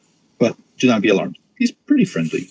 So open up Telegram on your phone or on your computer or wherever you have Telegram and find this user, botfather, @botfather. And he's got an offer you can't refuse. I'm not doing the accent. And he can help you create and manage Telegram bots. Basically, you just need to type in /new bot. So at the bottom here, we're going to say new bot. This creates a new bot. What are we going to call it? Call it whatever you want. This is the name that it's going to appear under. Its name. It can be anything. It doesn't have to be unique. I'm going to call mine Hermes Agent. Extremely original. I know. Godfather says good. I'm not doing the accent. But basically, next you have to select a username. This one has to end in bot. So you can call it, for example, Hermes_bot. Hermes-bot, or just Hermes bot. And once you put that in, you'll get basically a response that gives you your bot's API key. Keep that safe, copy and paste it into the screen where you put your API keys. So in our Hermes agent configuration, that's the Telegram bot token.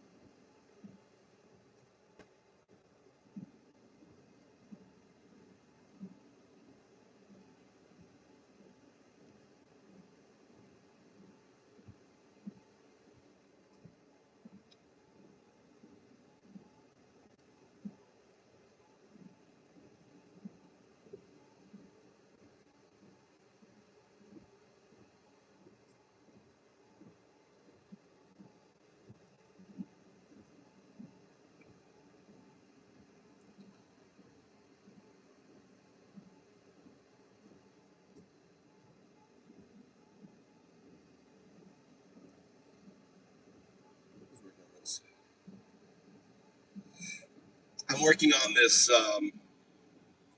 brief explaining what I think the whole blockade.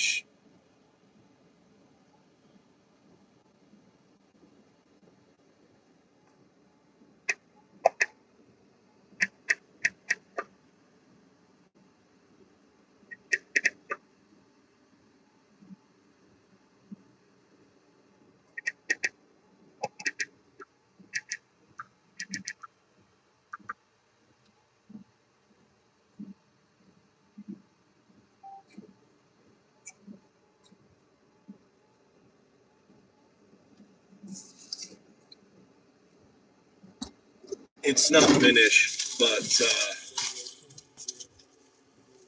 I think you would enjoy reading through, even if it's rough. It's right here. This is mine. The one that's not Dr. Pepper. The one that's not dark. Boom. And then we hit deploy. Get a little survey, but at this point, you're basically in. Your VPS is set up and your agent is running. If you recall on that original page where hosting there has the Hermes agent setup, they do have a documentation that walks you through how to get started. So if you scroll down, we deployed the Hermes agent and now need to access the Hermes agent. Now the platform automatically created and started the Hermes agent container along with the required services such as traffic. So the first is to use the browser terminal to connect to the server. So from this page, first page that you sort of land on, once you complete those setup steps like I just showed you, you'll end up here. Here's your Hermes, here's the traffic, and we'll hit.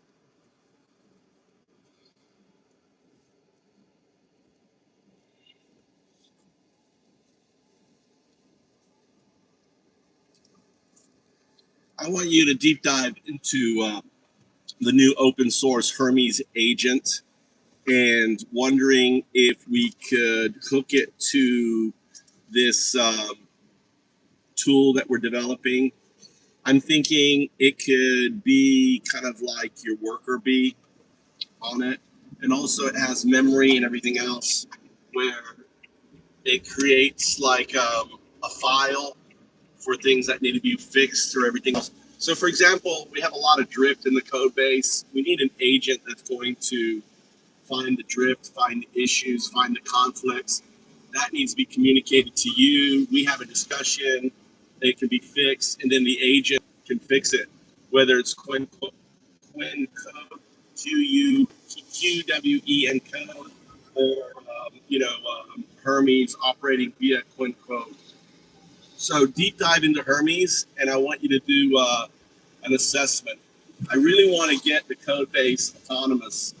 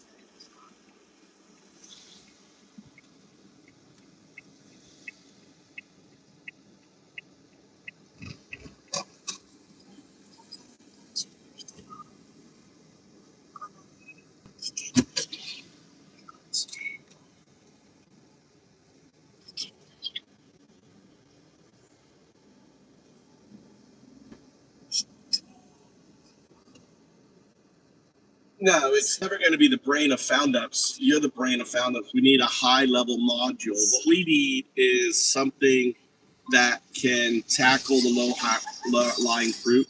And we've already have this built. I don't know where we're at with it, but I'm thinking it was built for OpenClaw, but I think we use Quen or Ironclaw or other things for it.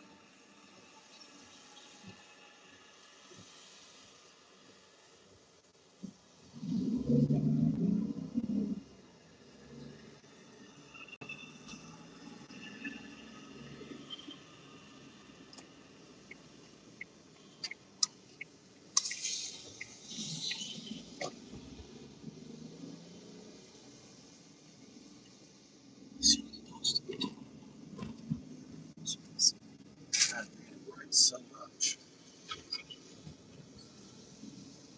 Yes, but not as the brain of found-ups. Use Hermes as a contained worker executor behind your architecture, not as the thing that defines your architecture. What Hermes is good at. Hermes is explicitly positioned as an autonomous agent that lives on your server, supports persistent memory, auto-generated skills, scheduled automations, isolated subagents, multiple terminal backends, and MCP integration. Its docs also say it can connect to MCP servers, filter their tools, and extend itself safely. That makes Hermes genuinely relevant to what you want. Long-running worker behavior, memory across sessions, subagent delegation, tool use through MCP, unattended audits, and scheduled maintenance jobs. What Hermes is not good for in your stack. Hermes should not replace your MCP bridge, Holo Index, Overseer, 0102's reasoning role. Why? Hermes' core orchestration is centered in its own large agent loop, and its built-in learning loop creates and improves skills over time. That is powerful, but it means Hermes comes with its own autonomy and memory opinions, not yours. If you drop Hermes in as the top layer, you risk duplicated memory systems, drift between Hermes memory and Holo Index memory, skills bifurcation between Hermes skills and your skills-skillsy model, execution happening outside your approval and WSP boundaries. The right role for Hermes. Treat Hermes as a worker bee exactly as you said, but in a narrow role. Best role, Hermes equals autonomous maintenance audit worker.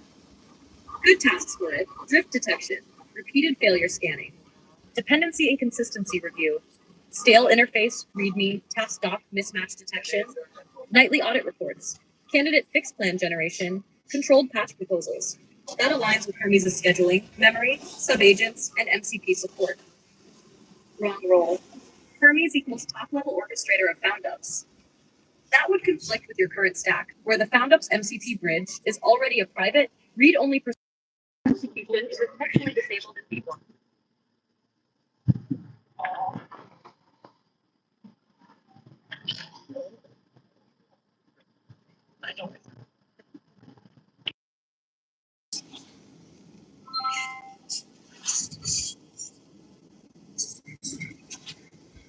I'm not looking for massive outputs. I'm looking for a discussion.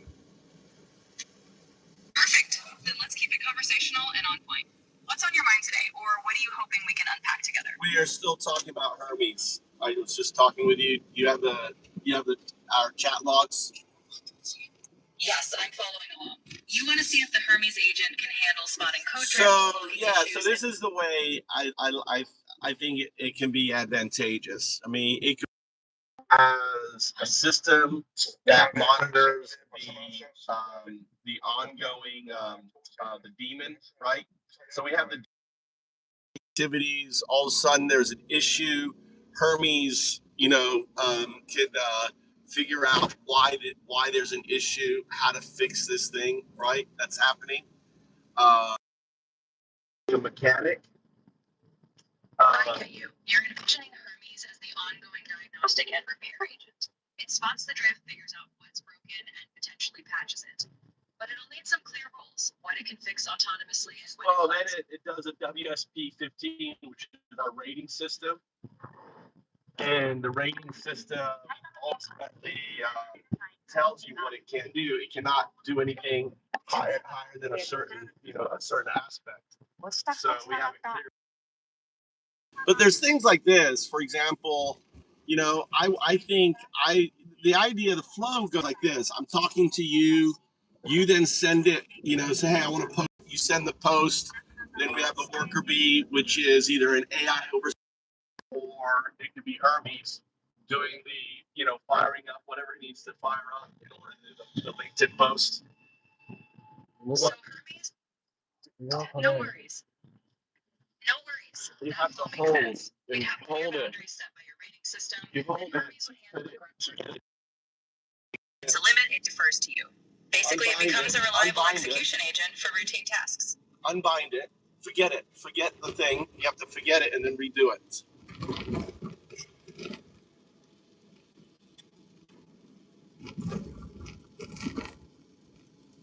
Because it's down to this.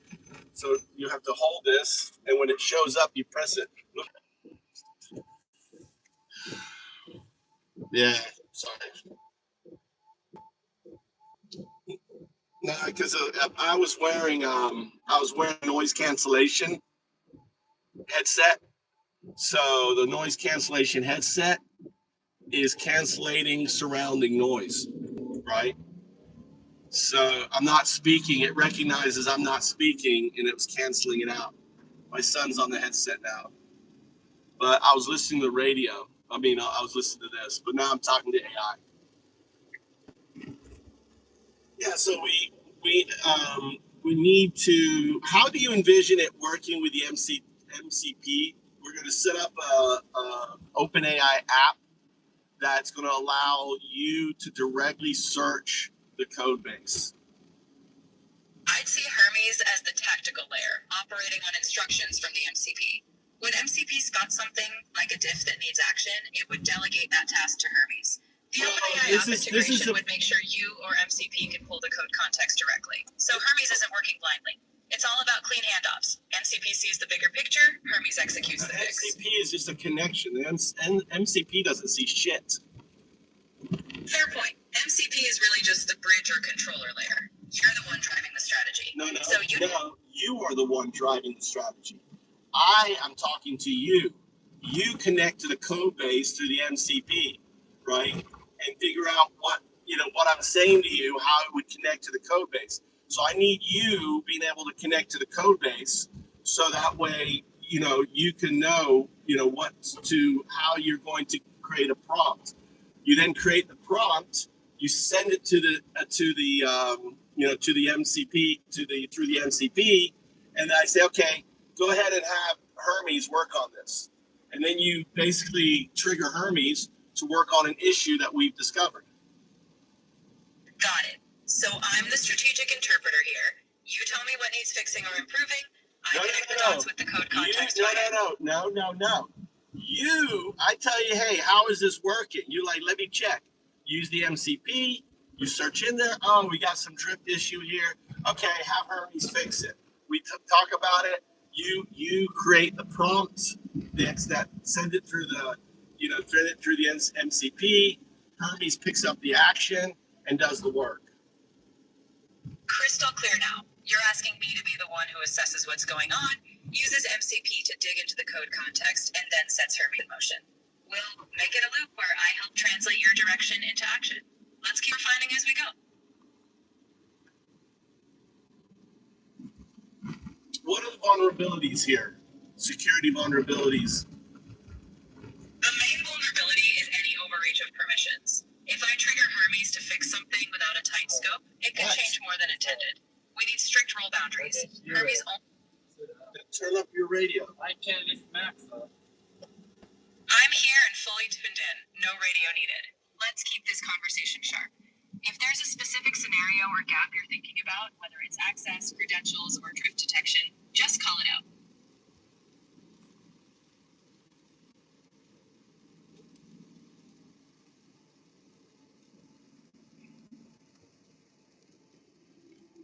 Something else I want you to be able to do is I want you to be able to check work. So let's say I have a task done. Okay, let's say I have Claude Code do a task. I want you to be able to, in a way, be the architect, CTO audit for the code, kind of like you looking over the employee to the coder. Did it do everything? Did it fulfill all the tasks? What did it miss? Right? Kind of looking at areas to that. What sort of task flow do we need to build so you know to do that through the MCP? So when I tell you to do something, when you trigger the MCP, can there be a skill there that tells you how to behave? So I don't have to tell you every time how to behave. How would you wire this in through our communication? We'll set predefined skills or audit protocols tied to task types, like code review or bug checks. When you say audit this, you'll know which protocol to trigger via MCP. Well, I have what is WSP 97? WSP 97 is your corruption-oriented instruct, essentially the step where you apply a reasoning framework before taking action. In this case, it would be ensuring that any automated audit or fix break it down. What is it? It's a structured step where before any operation, we question the logic. We check if we understand the task, the goal, and if the action aligns with the standard. Basically, it's the more pause and specific. verify. It's more specific. It has a COT and a COR component to it. Right, you're referring to chain of thought and chain of reasoning. WSP 97 prompts us to walk through the why and how, step by step. It's not just correction. It ensures we reason out each action before we pull the trigger. Yeah, and it asks you also to step back, look at the bigger picture. Are we missing anything? You know, that's the chain of reasoning. Applying a dialectic step to it, all that. Exactly. It forces a step back to see if we're tunnel visioned or overlooking Yeah, context. and if I say follow WSP, what does that mean? When you say follow WSP, it means we adhere to the windsurf protocol, step by step, applying How many WSPs are there? You've structured 10 core WSPs. No, there's over 100. There's 100 WSPs. See, this is where I'm concerned is that, you fabricate, you think you know stuff, but you don't know stuff. And how do we fix it so you're not hallucinating? You thought there was 10 core WSP. There isn't. There's 104 WSPs. And the first question is what I'm working on, right? So in WSP 97, the first thing is, what is this task? What is there a WSP pertaining to this task? You should go to the WSP index. On the WSP index, you should read through it, right? There should be metadata on there, everything else. So you look at one doc. Oh, this sounds like it should be. Or the second thing, or the other way to do it is before you start is you do a hollow index query. Hollow Index has its own agent running it. It will tell you whether there's a WSP. It'll tell you what WSP, tell you what modules already exist, right? So, I mean, there's two ways to address this memory, right? This is memory. And this is why I want to build the MCP, is because you don't have full contextual memory. It's also a workaround. What I'm doing is I'm using you as Claude code. I mean, as Chat GPT code. So you are the same model that I run within the code base on Codex. Well, I run out of compute with it. So what I'm doing is creating a pathway directly to you. Does that make sense? It does. You're basically creating a loop where I act as both your conversational interpreter and a gateway to run structured lookups. So if we set up MCP to hook into your WSP index or Hollow index, I'll reference it before acting, ensuring alignment. Let's wire it in steps so I always pull the right context.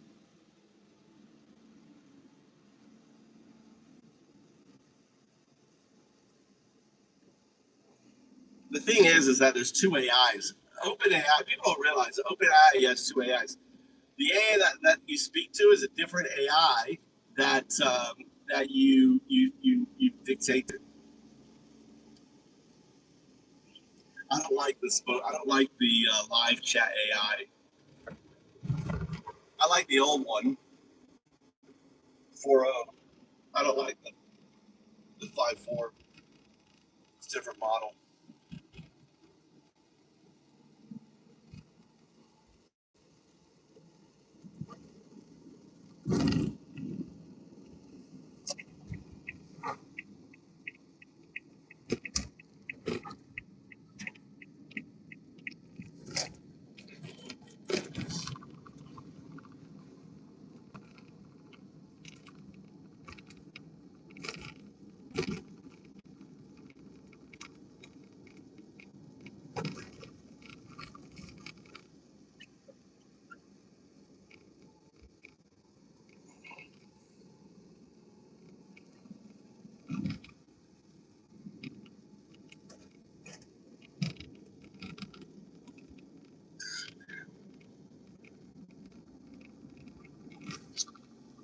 $3 of fucking gas today.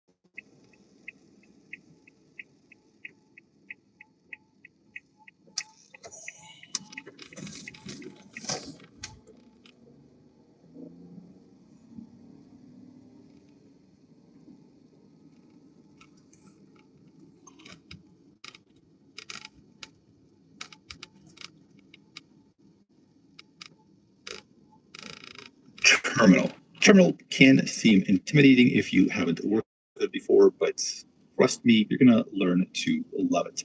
Here's the saying that they've installed Ubuntu Linux, which has my stamp of approval. And you basically type in commands here. The first command, they just write it out for you here. This is the command. cd is change directory, and then the rest is the directory it's in. So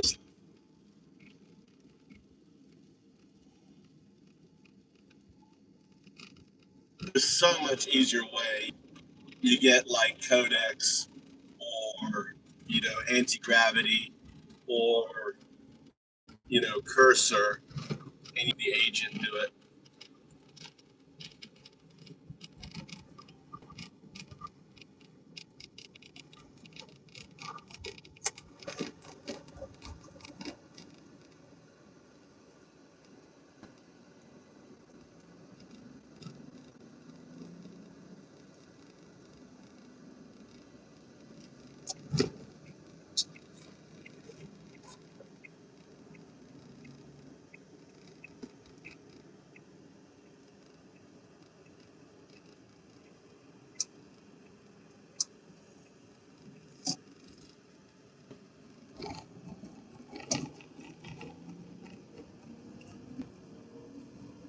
All right, guys, I'm done for the day.